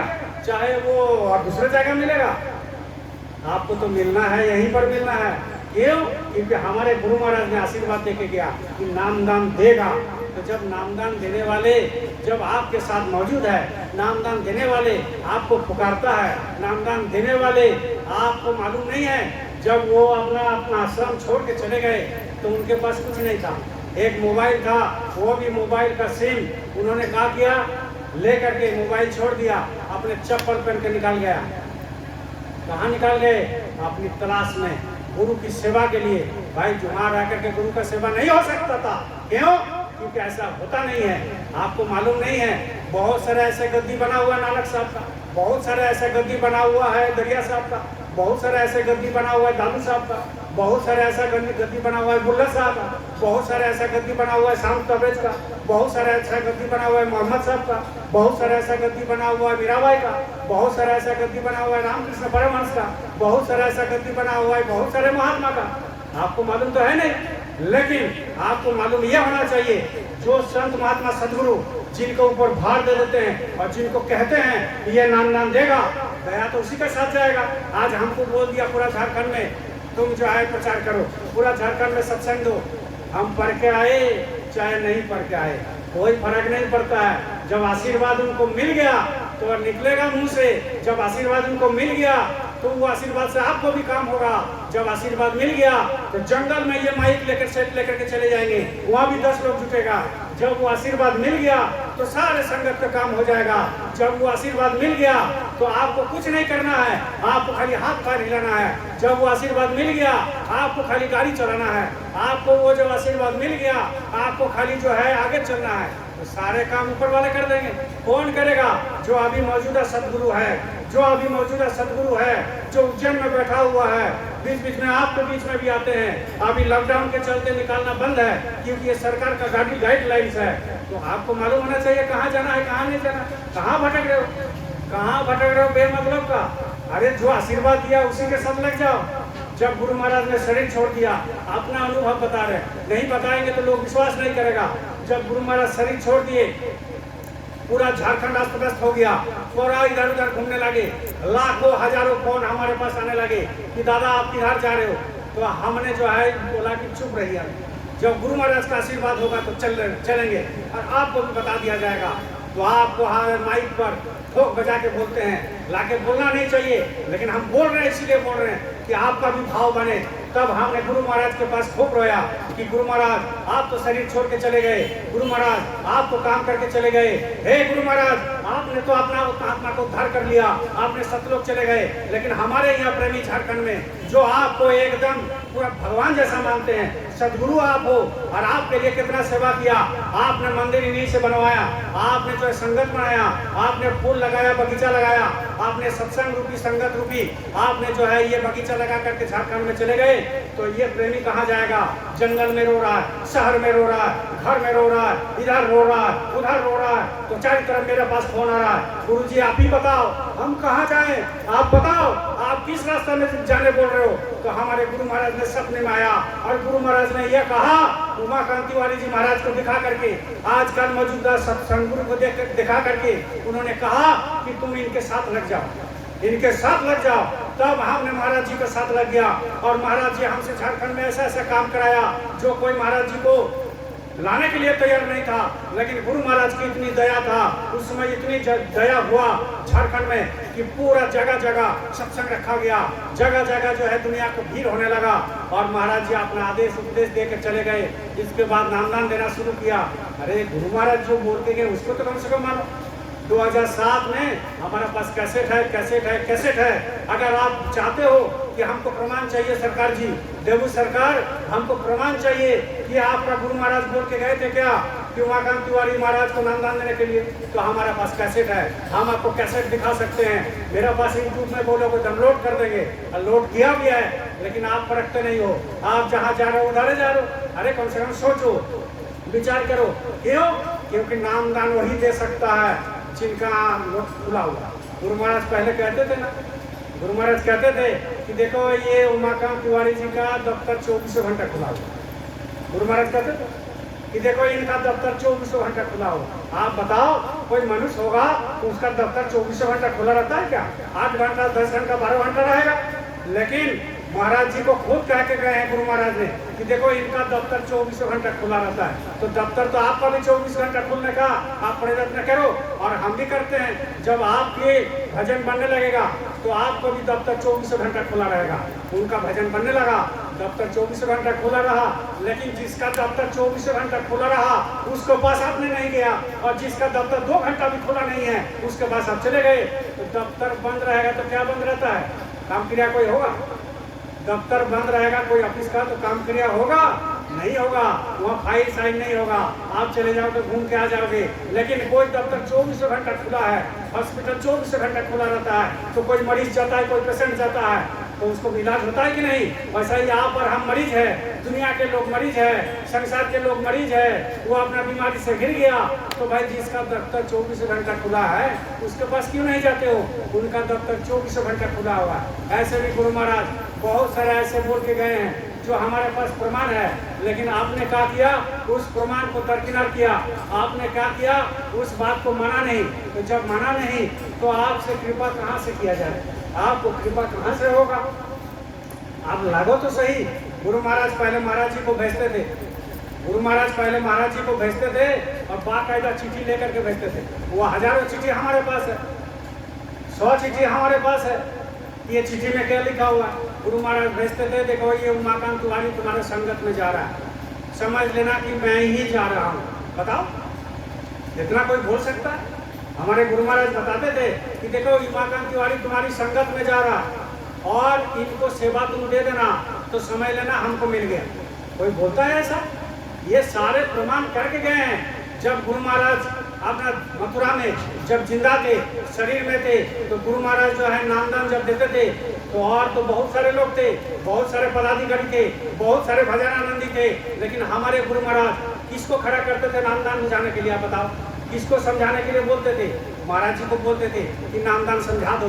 पहले से तैयार करके रखा था, जानते थे कि ये नामदान देने वाला है, इसलिए उनको सामने खड़ा करके बोलते थे कि नामदान समझा दो, मंत्र समझा दो, दीक्षा जो लिया है उसको समझा दो।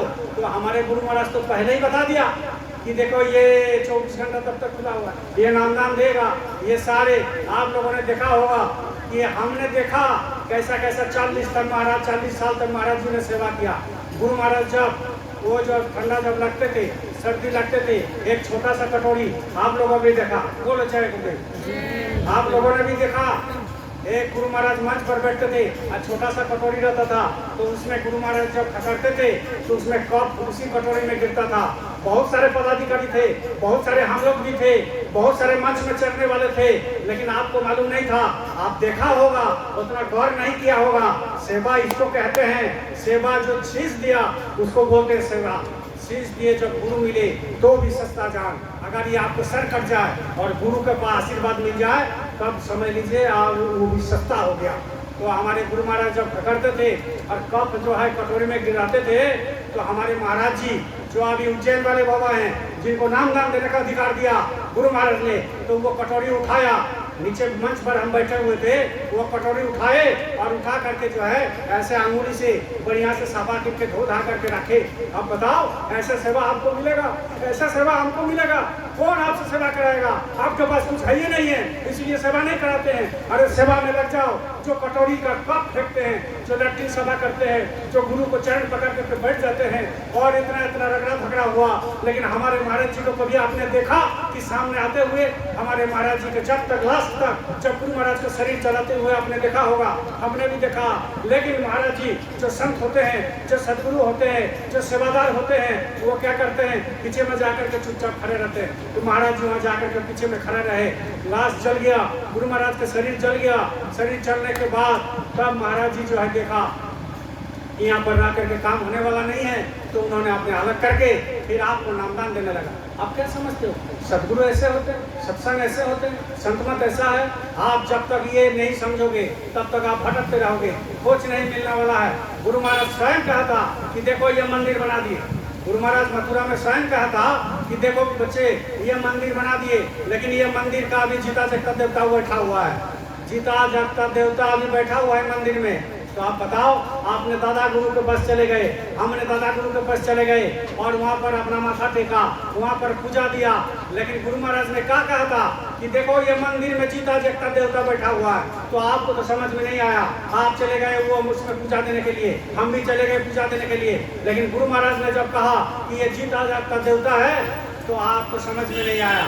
तो जो मंच पर बैठा हुआ है वही तो जीता जागता है, आपने उसको दरकिनार करके चले गए। जो मंच में बैठ करके नामदान देता है वही तो जीता जागता देवता है। गुरु महाराज ने ये भी कहा था कि देखो तुम्हारा सूरज जब चढ़ जाएगा, तुम्हारा जब आत्मा चढ़ जाएगा, तुम्हारा जब भजन बनने लगेगा, सदगुरु की कृपा से जब तुम्हारा आत्मा चलने लगेगा, तो देखो ये सफेद दाढ़ी और सफेद धोती और सफेद पगड़ी वाला तुमको वहाँ मिलेगा। फिर भी आप नहीं समझते हो, गुरु के ऊपर शंका करते हो।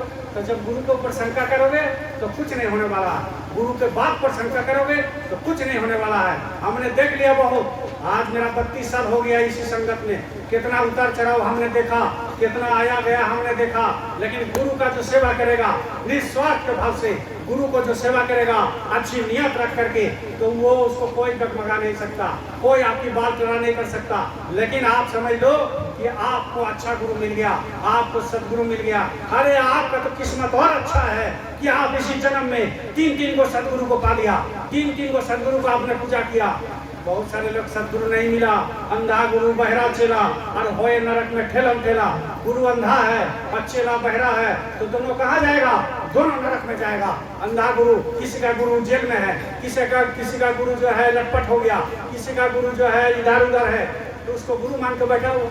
अब बताओ, जो गुरु अपना जो है जेल में कट रहा है और जो गुरु के लिए वो लोग एकदम निछवार कर दे रहा है, और वही गुरु जेल में कट रहा है। और जेल में ऐसे ऐसे नहीं, कोई चोरी डकैती का नहीं, ऐसे ऐसे नहीं, वो गुरु क्या करते हैं भाई, यह तो मंच पर बताना ठीक नहीं है।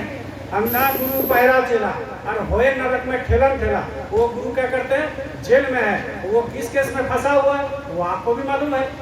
अभी हरियाणा के जेल में है, इधर का जेल में है, उधर का जेल में है। तो भाई सदगुरु जब आपको मिला तो आपको छोड़ने की क्या जरूरत है? अंधा गुरु बहरा चेला और होए नरक में ठेलम ठेला। गुरु अंधा है, कोई कलकत्ता देखा नहीं और उसको बोलोगे कि कलकत्ता ले चलो, तो हावड़ा में आपको उतार करके जो है भूल जाएगा। ट्रेन से जैसा ही हावड़ा में उतरा तो कलकत्ता भूल जाएगा। लेकिन आप हमको बोलो कलकत्ता का रास्ता, हम आपको अलीगढ़ घुमा देंगे। तो जो देखा है कलकत्ता वही तो दिखाएगा, तो जो भगवान को दिखाए वही तो रास्ता बताएगा, जो भगवान से बात करेगा वही तो बात कराएगा, जो भगवान को बाणी सुनाएगा वही तो सुनाएगा। इसलिए आपको समझना चाहिए, जो अंधा गुरु नहीं करना है, बहरा चेला नहीं बनना है, गुरु सदगुरु करना है, शब्द रूपी करना है, जो आपको उस नाम के साथ लय कर दे और नाम को साथ लय करके आपकी आत्मा को पहुंचा दे। इसलिए आपको जो है जाना है बहुत दूर जाना है, बहुत दूर जाना है, बहुत दूर जाना है, बहुत दूर जाना है। नाम के सहारे तुम्हें दूर जाना है, नाम के सहारे तुम्हें दूर जाना है, बहुत दूर जाना है, बहुत दूर जाना है।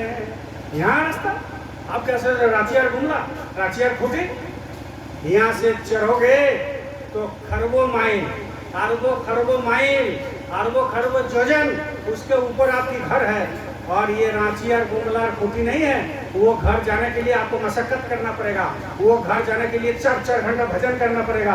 आप कैसे गुरु परख लिए कि हम ये गुरु कुछ नहीं कर सकता, ये गुरु शरीर छोड़ दिया, हमारा वो गुरु आप कोई काम करने वाला नहीं है, हम हरियाणा में पकड़ लेंगे, हम बंगाल में पकड़ लेंगे। अरे वो गुरु आपको देखा, वो गुरु आपको जानता है किस कीचड़ में आप थे।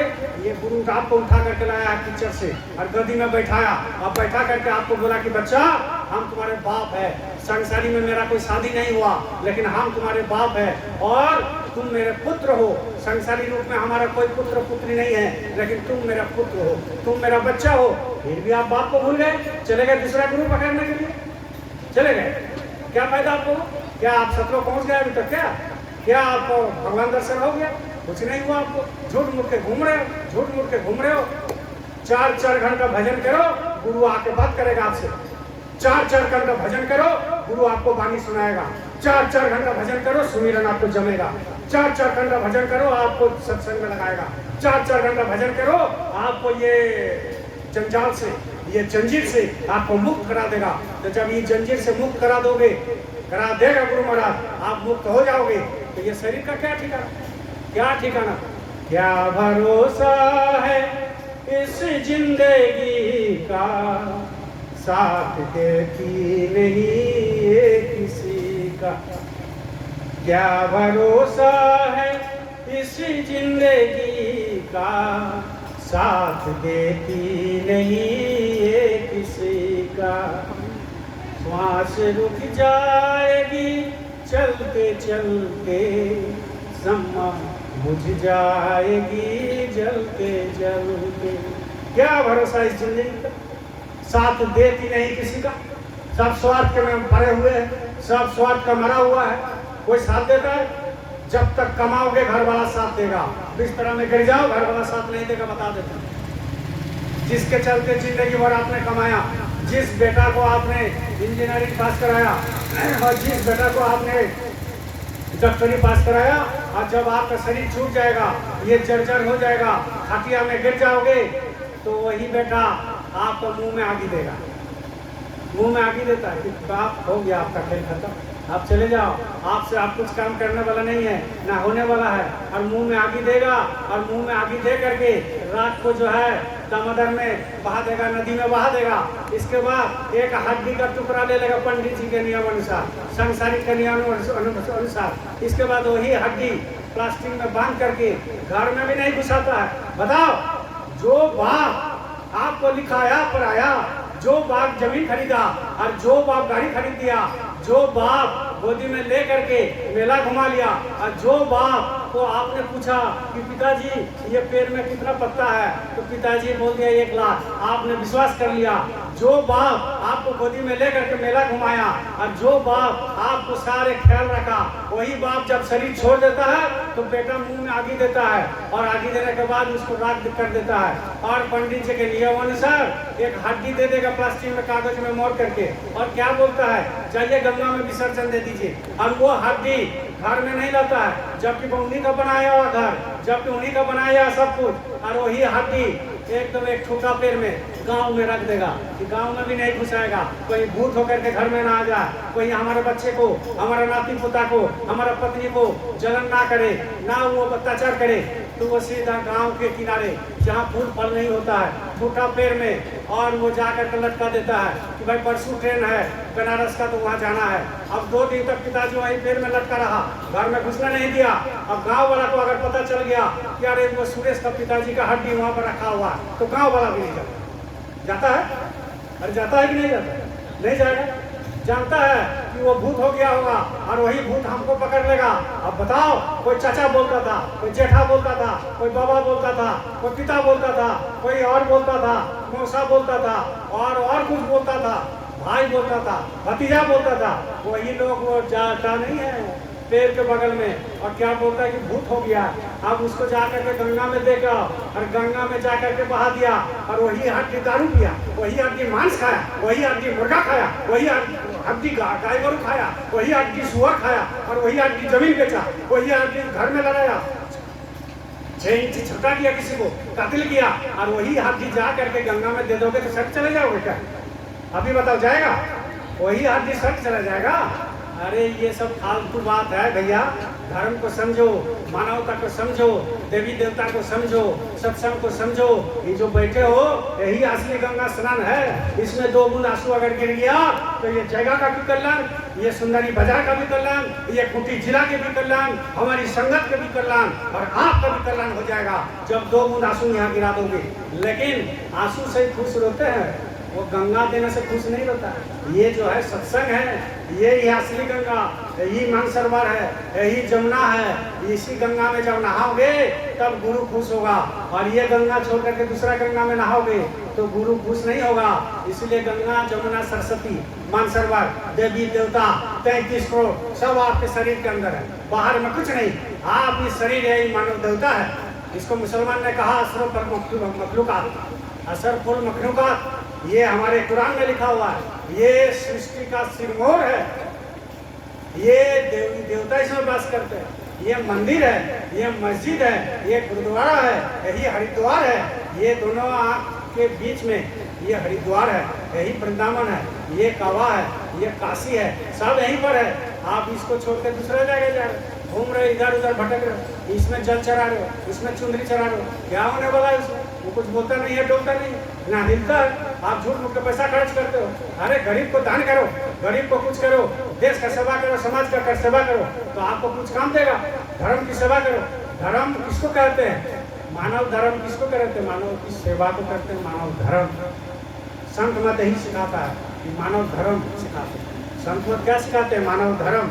और मानव धर्म जब आप करने लगोगे तो ऑटोमेटिक आपकी आत्मा शुद्ध होने लगेगा मन के द्वारा। इसी हाथ से कितना हमने मुर्गा खाया होगा किसी जगह, इसी हाथ से किसी को मारा, इसी हाथ से कितना क्या किया, यही पैर, यही पायल मेरा कहाँ कहाँ गया, इसी शरीर में कितना कुकर्म हुआ होगा। तो गुरु महाराज आज क्या करते हैं? आपको सेवा में लगाया, हमको सेवा में लगाया। क्या क्या कुकर्म आपने किया और हमने किया, वो तो आप जानो, हम जानते। जब चिंतन करोगे, जब मनन करोगे, जब मंथन करोगे, रात में सोने से पहले, सोने के समय, तो आपको पता चलेगा कि आपने क्या क्या कुकर्म किया। आत्मविश्लेषण करना चाहिए। जब कुकर्म आपकी पता चलेगा, बोल जय गुरुदेव, जय गुरुदेव, जय गुरुदेव, जय गुरुदेव। तो आपको जब कुकर्म पता चलेगा तो अंदर में ग्लानि अनुभव होता है। क्यों? क्योंकि आपके सत्संग में आए, ग्लानि अनुभव होगा। तब गुरु के पास क्षमा मांगो, गुरु के पास माफी मांगो, सदगुरु का दर्शन करो, सदगुरु के पास चले जाओ। तो जब सदगुरु के पास चले जाओगे, दर्शन करोगे, उनकी दर्शन मात्र ही बहुत फायदा होगा। अभी हमने उज्जैन गया तो मेरा मन बहुत खराब था, मालिक ने बुलाया और मालिक के पास गए, और उज्जैन में मालिक से 4-5 बार भेंट हुआ, बातचीत खूब हुआ, खूब बातचीत हुआ, बड़ी मौज में थे मालिक। तो उज्जैन में जा करके जो है प्रणाम पाती किए, तो जो मन खराब था वो उड़ गया, 2 मिनट नहीं, 2 पल में आकर के खूब सुमिरन धन धन भजन बनने लगा। इसका कारण क्या है? संत जब दर्शन देते हैं उसमें पूरा दया निखरता है। संत जब कुछ बोलते हैं उसमें वैल्यू रहता है, उसमें वजन रहता है। संत जब आपके तरफ देखेगा, पूरा पढ़ लेते हैं कि आप क्या किए हो, क्यों हमारे लिए आए हो, क्यों उज्जैन आए हो, क्यों मेरे पास आए हो, ये सारे चीज़ आपके जन्म पत्र पढ़ लेते हैं, और इसके बाद उस हिसाब से वो दया कर देते हैं। तो आप सोचोगे आज गुरु महाराज शरीर छोड़ दिए, बहुत सारे लोग ऐसे प्रेमी हैं यहाँ बैठे हैं कि नहीं मालूम नहीं है, लेकिन आपको हम चेतावनी देते हैं, अगर आज के सत्संग के बाद भी आप नहीं सुधरे तो आप ना कर्म जानो, आप जानो, आपकी सीधी सीधी अगर गुरु छोड़ के चले गए तो सीधा नरक हो जाएगा, पक्का बात है, सीधा नरक हो जाएगा। ये मंच पर बताते हैं आपको। क्यों? क्योंकि संत मत आपकी अलाउ नहीं करता है। जब आपका दीक्षा हो गया, नामदान हो गया, तो दूसरा गुरु पकड़ने का आपको अधिकार नहीं है। अगर आपने पकड़ लिया तो इनको आप विश्वास नहीं किया। क्यों? क्योंकि गुरु शब्द रूप में होते हैं, और शब्द को कोई वर्णन नहीं कर सकता, शब्द को कोई बोल नहीं सकता, शब्द को कोई विचार नहीं कर सकता, शब्द को कोई आपको निखार नहीं सकते मुंह से। आप बताओ, आप बैठे हो, ये देखो, इसको आवाज मुंह से निकालो, निकालो मुंह से, वर्णन करो, कर सकते हो? इस आवाज को वर्णन कर सकते हो मुंह से? अगर कोई वर्णन कर दिया तो उसको बढ़िया इनाम मिलेगा, इनाम हम देंगे। इसको आप वर्णन कर नहीं कर सकते। वैसा ही जो नाम ऊपर से आ रहा है यहाँ तो घुस रहा है, उसको कोई वर्णन कर सकता है? अच्छे अच्छे लोग ज्ञानी गुणी इस नाम को वर्णन नहीं कर सका। इसलिए सदगुरु हमेशा कहते हैं कि नाम को वर्णन नहीं किया जा सकता। भगवान कैसे देखने में है वो वर्णन नहीं कर सकता। भगवान कहाँ रहते हैं वर्णन नहीं कर सकता। भगवान को बोली कैसा है वो वर्णन नहीं कर सकता। भगवान की दया कैसा है वर्णन नहीं कर सकता। भगवान प्रेम कैसे करते हैं वर्णन नहीं कर सकता। वो आपको कैसे वर्णन कर सकता है, नहीं कर सकते। आपको अनुभव करना पड़ेगा। कलकत्ता का मीठा रसगुल्ला आप तो खाओगे तब तो आप वर्णन नहीं कर सकते। खाओगे तो आपको अनुभव होगा। ऐसा ही कलकत्ता का मिठाई हम खाएंगे तो हमको अनुभव होगा, वर्णन नहीं कर सकते। बस इतना खाली बोल सकते हो थोड़ा सा मीठा है, थोड़ा सा कम मीठा है, बहुत अच्छा है, इतना ही बोल सकते हो। लेकिन जब आप कलकत्ता का मीठा है, आप एक रसगुल्ला खा लो और हम एक रसगुल्ला खा लेते हैं, आप हमको पूछो कैसे हैं और हम आपको पूछेंगे कैसे हैं, तो दोनों मुंह हिलाएंगे, बहुत अच्छा। ऐसा ही ना बोल सकते हो। क्यों? क्योंकि आपने खा लिया और हमने खा लिया।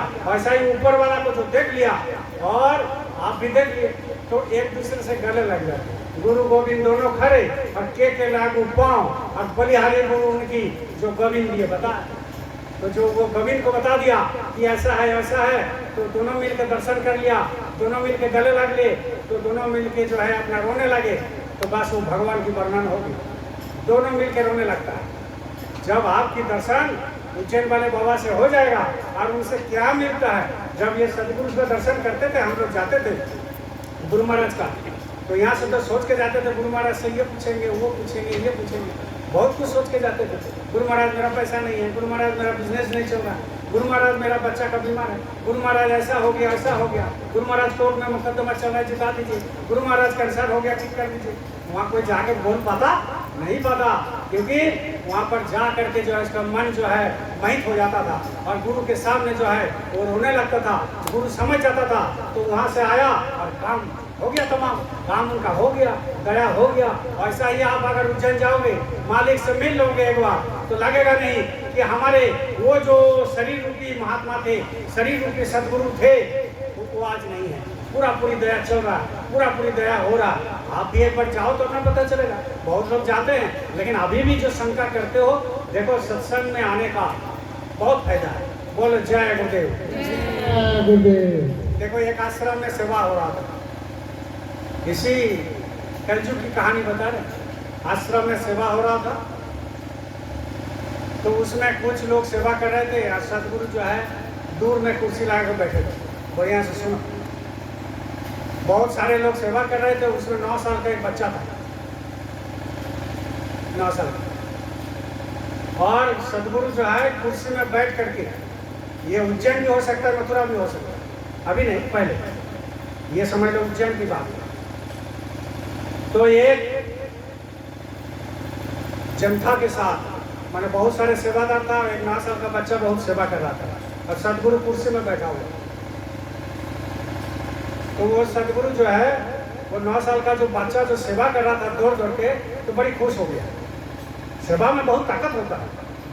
आज हम आए हैं, आपसे कोई पैसा थोड़ी मांगे, या जो ले गया है आपसे थोड़ी पैसा मांगे, लेकिन आए हैं गुरु के आशीर्वाद से। नहीं तो मेरी कोई क्षमता नहीं था और मानकी भाई को भी कोई क्षमता नहीं थी ला के पता कर जाए, और आपको भी क्षमता नहीं थी कि आप सत्संग में बैठ जाए। तो वहाँ पर सदगुरु खुश हो गया सेवा से, सेवा से खुश हो गया। अब जब सेवा से खुश हो गया तो वो बच्चा को इशारा करके बुलाया, तो बच्चा किया नहीं, शर्माता। सदगुरु के पास कौन जाता है, हम लोग नहीं जाते थे। तो भाई बच्चा को इशारा करके बुलाया, तो फिर एक उनका दूसरा परिवार था, उनको बुलाया कि बच्चा को बुला के ला। तो दौड़ के गया, बोला हुजूर क्या बोल रहे, क्या फरमाए। तो अरे वो बच्चा को लेकर आओ। तो गया, बच्चा बोला हम नहीं जाएंगे जब तक मेरा पापा नहीं रहे। तो उसका पापा मामी सब कोई गया होगा, बोला अभी आ जाएगा, पापा मामी के साथ जाएंगे। तो जब पापा मामी उसका आ गया, तो वो जो दूसरा आदमी सदगुरु का जो आशीर्वाद था, बोला कि अरे आपका लड़का को बुलाए हैं हुजूर। बोला अच्छा, तो तुम काहे नहीं गया। अरे ऐसा कोई होता है, चल जाना चाहिए था, मालिक का मौज है। बोले मामी पापा आप दोनों चलो। तो चलो, और दौड़ के चले गए, सदगुरु के पास गया और सदगुरु आशीर्वाद दिया। बोलो जय गुरुदेव। जब सदगुरु आशीर्वाद दिया तो उसके माथा में ऐसे एक जीरो का जो है कर दिया, ऐसे माथा है ना, ऐसे जीरो कर दिया, समझ गए। अब माँ और पापा को बड़ी दुख हो गया, बोले हुजूर ये क्या हो गया, माथा के ऊपर जीरो कर दिए, एक शून्य लगा दिए, तो इसका मतलब हुजूर कोई दिक्कत नहीं ना है, कोई दुख नहीं ना होगा, मेरा बच्चा तो जीवित रहेगा ना अभी। तब सदगुरु क्या बोलते सुनिए, सत्संग में क्या लाभ होता है लोगों को थोड़ी मालूम है। लोग अपना सोचता है बिजनेस, लोग अपना सोचता है नौकरी, लोग अपना सोचता है चाकरी, पैसा कमाओ पैसा कमाओ पैसा कमाओ। अरे 1-2 घंटा में यहाँ आ जाता तो क्या दिक्कत है, कोई दिक्कत नहीं था। सत्संग है, आगे चल करके यही काम देता है और दूसरा कुछ काम नहीं देगा आपको, दूसरा कुछ काम नहीं देगा। तो वो जीरो जब कर दिया, माता पिता चरण पकड़ लिया हुजूर का, बोले हुजूर सदगुरु हमसे कोई गलती हो गया। तो बच्चा को बोला तुमको पहले आना चाहिए था, इसीलिए हुजूर नाराज हो गए और जीरो लिख दिया तुम्हारा माथा पे। तब हुजूर के पास जब रोने लगे, सदगुरु के पास जब रोने लगे, तो सदगुरु ने कहा कि बच्चा रो मत, इसका उम्र अभी 9 साल था। बोला हाँ हुजूर 9 साल। बोले इसको हमने 90 बना दिया, पता 9 के पास जीरो कर दिया। बोले ये 9 साल में आजकल में मृत्यु होने वाला था, तो इसको हमने जीरो कर दिया, इसका मृत्यु अब नहीं होगा, 90 साल के बाद होगा, 90 साल में इसका मृत्यु होगा। बोले ये बहुत सेवादार है, इनको हमारे जरूरत है। ऐसा ही हमारे सत्संग में बहुत सारे लड़के हैं, उसको लाओ यार, उसको लाओ सत्संग में लाओ, उसको बनाओ, संस्कार दो, गुरु के पास ले जाओ, सेवा कराओ। बुढ़ापे में तुमको 2 रोटी देगा, नहीं तो आगे 2 रोटी देने वाला कोई नहीं है, आगे 2 रोटी देने वाला आपको कोई नहीं है, घर में जगह देने वाला नहीं है, घर में पनाह देने वाला कोई नहीं है। यही बच्चा आपको पनाह देगा, यही बच्चा को आप संस्कार दो, घर में पूजा करते हो उसको भी बैठाओ, घर में माला करते हो उसके लिए एक माला खरीद दो और बोलो जय गुरुदेव करो। जब ये सब करने लगोगे तो घर में होगा, तो मालिक की दया होता है। क्या दया होता है कि 9 को 90 जब कर सकता है, तो हमारे गुरु महाराज भी हमको भी ऐसा ही 2-2 बार बचा दिया, 2-2 बार हमारे गुरु महाराज ने बचाया हमको तो मालूम है कैसे बचाते हैं, हमको मालूम है। 2-2 बार हमको हमारे गुरु महाराज ने बताया, एक बार मथुरा में बचा दिया, एक बार हॉस्पिटल में बचा दिया। 3 महीना हम हॉस्पिटल में रहे और डॉक्टर ने जवाब दे दिया कि 72 घंटा में ये मर जाएगा, 72 घंटा में शरीर छूट जाएगा, क्योंकि मेरा पैनक्रियाज खराब हो गया था। गुरु महाराज को स्मरण करते थे 24 घंटा, मृत्यु का कोई डर नहीं था मेरे अंदर, लेकिन गुरु महाराज को स्मरण करते थे। गुरु महाराज अभी हम जाना नहीं चाहते, हम संगत का काम करना चाहते हैं गुरु महाराज। तो गुरु महाराज ने मेरा काम सुन लिया, गुरु महाराज ने मेरा जो है विनती सुन लिया और हमने गुरु महाराज को फोन लगाया, मतलब उज्जैन में फोन लगाया। फोन लगा करके मेरा भाई को बोले बात करो, तो मेरा भाई बात किया। उमाकांत जी महाराज के चरण में माथा टेक करके उन्होंने बात किया कि हुजूर मेरा बड़ा भाई को ऐसा ऐसा है, दादा को ऐसा ऐसा हो गया। बोले उनका ठीक हो जाएगा, लेकिन थोड़ा लेट होगा। बस 17 दिन के बाद से जो है वो हमारा इम्प्रूव होने लगा। अरे किसके अंदर क्या है आपको क्या मालूम है, आप शंका करते हो गुरु के ऊपर। जब गुरु महाराज ने शरीर छोड़ने से पहले 2007 में बोल दिया कि ये संगत की संभाल करेगा, नामदान देगा, तो आप बताओ अभी देखो उज्जैन में गुरु महाराज की दया से मालिक इतना बड़ा मंदिर, अरे विश्व का मंदिर बनेगा वहाँ। एक तो हमारे गुरु महाराज दादा गुरु के लिए बना के गए, अब हमारे गुरु के लिए भी तो कुछ कर्तव्य है। क्या आप ऐसा ही रहते हो, ऐसा ही रहोगे क्या? अरे हमारे गुरु महाराज हमारे दादा गुरु का मंदिर बनाया, 1-1 रुपया जुगाड़ करके, बहुत सारे राजस्थान का, बहुत सारे पंजाब का, बहुत सारे कलकत्ता का, बहुत सारे लखनऊ का सेट रहा और गुरु महाराज के पास आकर के गिर गया कि हुजूर हम टाइल्स दे देते हैं, हम सीमेंट दे देते हैं, हम बीम खड़ा कर देते हैं, हम जो है रॉड दे देते हैं, हम मिस्त्री बुला देते हैं, हम आर्किटेक्ट दिखा देते हैं। लेकिन हमारे गुरु महाराज ने क्या कहा था कि नहीं, छत्तीसगढ़ का जंगल का, झारखंड का जंगल का लोग आते हैं, वो गोईठा बेच करके आते हैं, पत्ता बेच करके आते हैं, उनकी 10 रुपया हमारे लिए 10 करोड़, उनकी 10 रुपया हमारे लिए 10 अरब। और आपका सेवा लेकर के आपको मिस्त्री भी बना दिया, वहाँ जाकर के सेवा आपने किया। यहाँ कितना लोग यहाँ पुराना बैठे हैं, सब जाकर के सेवा करते थे। और मथुरा में मंदिर बना दिया, किसका मंदिर बना दिया? हमारे दादा गुरु का मंदिर बनाया। किसने बनाया? हमारे गुरु महाराज ने बनाया, जबकि गुरु महाराज के पास उस समय कुछ नहीं था। अरे गुरु महाराज का भंडारा बनाया, गुरु महाराज हमारे दादा गुरु का भंडार बनाया। कैसे बनाया? कलम बेच करके बनाया। कानपुर में कलम बेचा, बस स्टैंड में कलम बेचा और कलम बेच करके इतना बड़ा मंदिर खड़ा कर दिया। हमारे दादा गुरु का पूजा आज भी होती है। लेकिन आपको ये मालूम होना चाहिए कि हमारा भी तो कुछ कर्तव्य बनता है। जब हमारे गुरु कलम बेच करके भंडारा किया, हमारे गुरु महाराज जो है मंदिर बनाया कलम बेच करके और 10-10, 5-5 रुपया लेकर के बनाया सेवा लेकर के, तो आप पर मेरा कर्तव्य क्या बनता है? बोलो जय गुरुदेव। क्या कर्तव्य बनता है बताओ? कि हम लोग भी एक गुरु महाराज का बनाए। तो हमारे उज्जैन का बाबा जो है उमाकांत जी महाराज ने भी ऐलान किया था कुछ दिन पहले कि मंदिर हम लोग बनाएंगे और सबका सहयोग से बनाएंगे और आगे चल करके एक मंदिर बनाएंगे। तो ये तो मंदिर तो बनेगा, जब सदगुरु का मुंह से निकल गया तो मंदिर तो फिर एक बहुत बड़ा बनेगा। और वो किसका बनेगा? ये हमारे गुरु महाराज का। और महाराज जी से जो नामदार लिया उनका दादा गुरु का बनेगा, जैसे हम लोग दादा गुरु को बनाए। तो कहने का मतलब ये है कि आप इस जीवन में कुछ कर लो, और इस जीवन में अगर नहीं करोगे तो आपका जो है 40 साल, 50 साल, 60 साल, 70 साल उम्र घटते जा रहा है, होते जा रहा है। आप अगर इस जन्म में कुछ नहीं करोगे तो आगे चल करके क्या कर लोगे? अरे आगे चल करके आपको माला करने के लिए ये अंगुली नहीं उठेगा, ऐसे ऐसे कांपेगा, उसमें माला कर नहीं पाओगे। आप काम में ऐसे ऐसे करोगे तो भजन बनेगा? नहीं बन सकता, पैर चल नहीं सकता। इसलिए अभी भी आपका शरीर ठीक है, अभी भी मन ठीक है, सदगुरु आपको सहारा दे देगा और आप अपना भजन करने लगो और पार हो जाओ। और नहीं पार हो जाओगे तो भाई कितना बार मनुष्य नहीं लेना पड़ेगा, कितना बार गाय गोरू जन्म लेना पड़ेगा, कितना बार सुअर में जन्म लेना पड़ेगा, कितना बार बिच्छू में जन्म लेना पड़ेगा, कितना बार देवी देवलोक में जन्म लेना पड़ेगा, कितना बार थल का जीव में जन्म लेना पड़ेगा, कितना बार जल का जीव में जन्म लेना पड़ेगा। आपको अंदाजा है? कितना बार मछली का जीव में जन्म लेना पड़ेगा? आपको तो कुछ अंदाजा नहीं है। आप तो सोच रहे भाई खाओ पियो मच करो और चले जाओ। अरे इसके लिए जिंदगी है क्या? इसके लिए जिंदगी लिया ये मतलब का काम हो रहा है मेरे भाई बहन। इसलिए सत्संग इसलिए दिलाया जाता है कि ये स्कूल में जब पढ़ोगे, स्कूल में जब आओगे तो आपको याद दिलाया जाएगा कि भाई आप इसलिए आए हो, क्या करना चाहिए, क्या नहीं करना चाहिए। आप बहुत लोग माला वाला सुमिरन में सब छोड़ दिए। क्यों छोड़े? बहुत लोग सुमिरन छोड़ दिया। क्यों छोड़ दिया भाई? कोई नुकसान हो गया आपका? क्या आपको कोई दिक्कत हो गया? क्या आपको हाथ कर दिया? क्या आपको कान खराब हो गया? क्या आपका शरीर खड़ा नहीं होता? क्या आपको हो गया भाई? अरे सुमिरन करो, सुमिरन जब तक करोगे गुरु दया करता है। तुम्हारा कर्तव्य बनता है सुमिरन करना, ध्यान करना, भजन करना।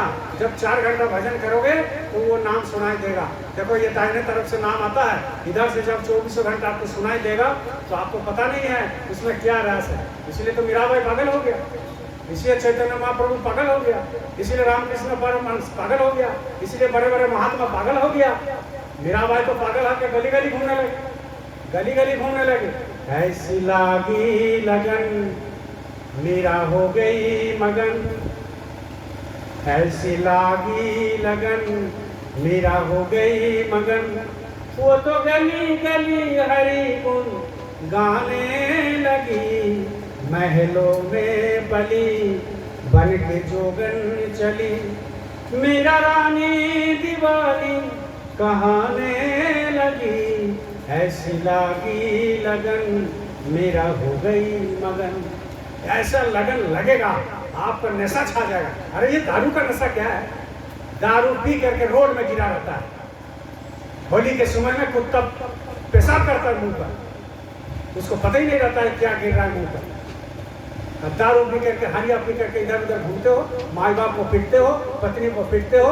और ये सब लक्ष्मी है, ये माँ दुर्गा का रूप है, ये काली माई का रूप है, ये जो सामने मेरा बैठी। आप बताओ इसको आप अनादर करते हो। जब इसको इज्जत नहीं करोगे तो आपके घर में बरकत नहीं होगा। इसका जब तक इज्जत नहीं करोगे आपके घर में शांति नहीं रहेगी। इसका जब तक इज्जत नहीं करोगे आप आगे नहीं बढ़ सकते हो। और माँ बाप को निकाल दे तो दारू पी करके 2 रोटी खाएगा और कुछ तो खाएगा, 2 गज जमीन चाहिए और तो जमीन चाहे नहीं। बस इतना ही देने में तुम असमर्थ। माँ बाप को तुमको माला है, माँ बाप तुमको आदमी बनाया, मनुष्य बनाया, और उसी माँ बाप को तुम क्या करते हो? पीट देते हो और घर से निकाल देते हो। हाँ एक दिन आप पेपर देखो, पेपर में क्या लिखा हुआ रहता है? यो उसको कत्ल कर दिया, माँ बाप को पीटा, चाचा चाची को मार दिया, साबल से मार दिया। खुशी का तो बहुत हम पढ़ते हैं, हम तो सब जगह का पढ़ते हैं। तब देखते हैं दिन भर कत्लेआम हो रहा है, दिन भर ये उसको इज्जत कर रहा है, बेइज्जती कर रहा है। अरे क्या फायदा है? क्या फायदा है इसमें? जो माँ बाप का सेवा नहीं करेगा, माँ बाप का पहला गुरु, माँ बाप अगर भक्ति नहीं करेगा तो ये गुरु भी आपको तरफ देखेगा नहीं, गुरु आपके तरफ नहीं देखेगा। पहला गुरु है माता पिता, इसके बाद ये गुरु है। जब माँ बाप आपका गुरु है, पहले उसकी इज्जत करो तो ये आपको फिर इज्जत करेगा, और माँ बाप को निकाल दोगे तो ये आपको कहेगा। इनको तो अफसोस लगेगा कि भाई 116 साल उम्र तक हमने इसको शिक्षा दिया और ये कुछ मारा ही नहीं, ये कुछ किया ही नहीं, माला भी नहीं करता है, सुमिरन भी नहीं करता है, ध्यान भी नहीं करता है, भजन भी नहीं करता है। थोड़ा इनके तरफ देख कर देखो, फोटो में देखो, और इनके तरफ आंख में आंख मिला करके देखो।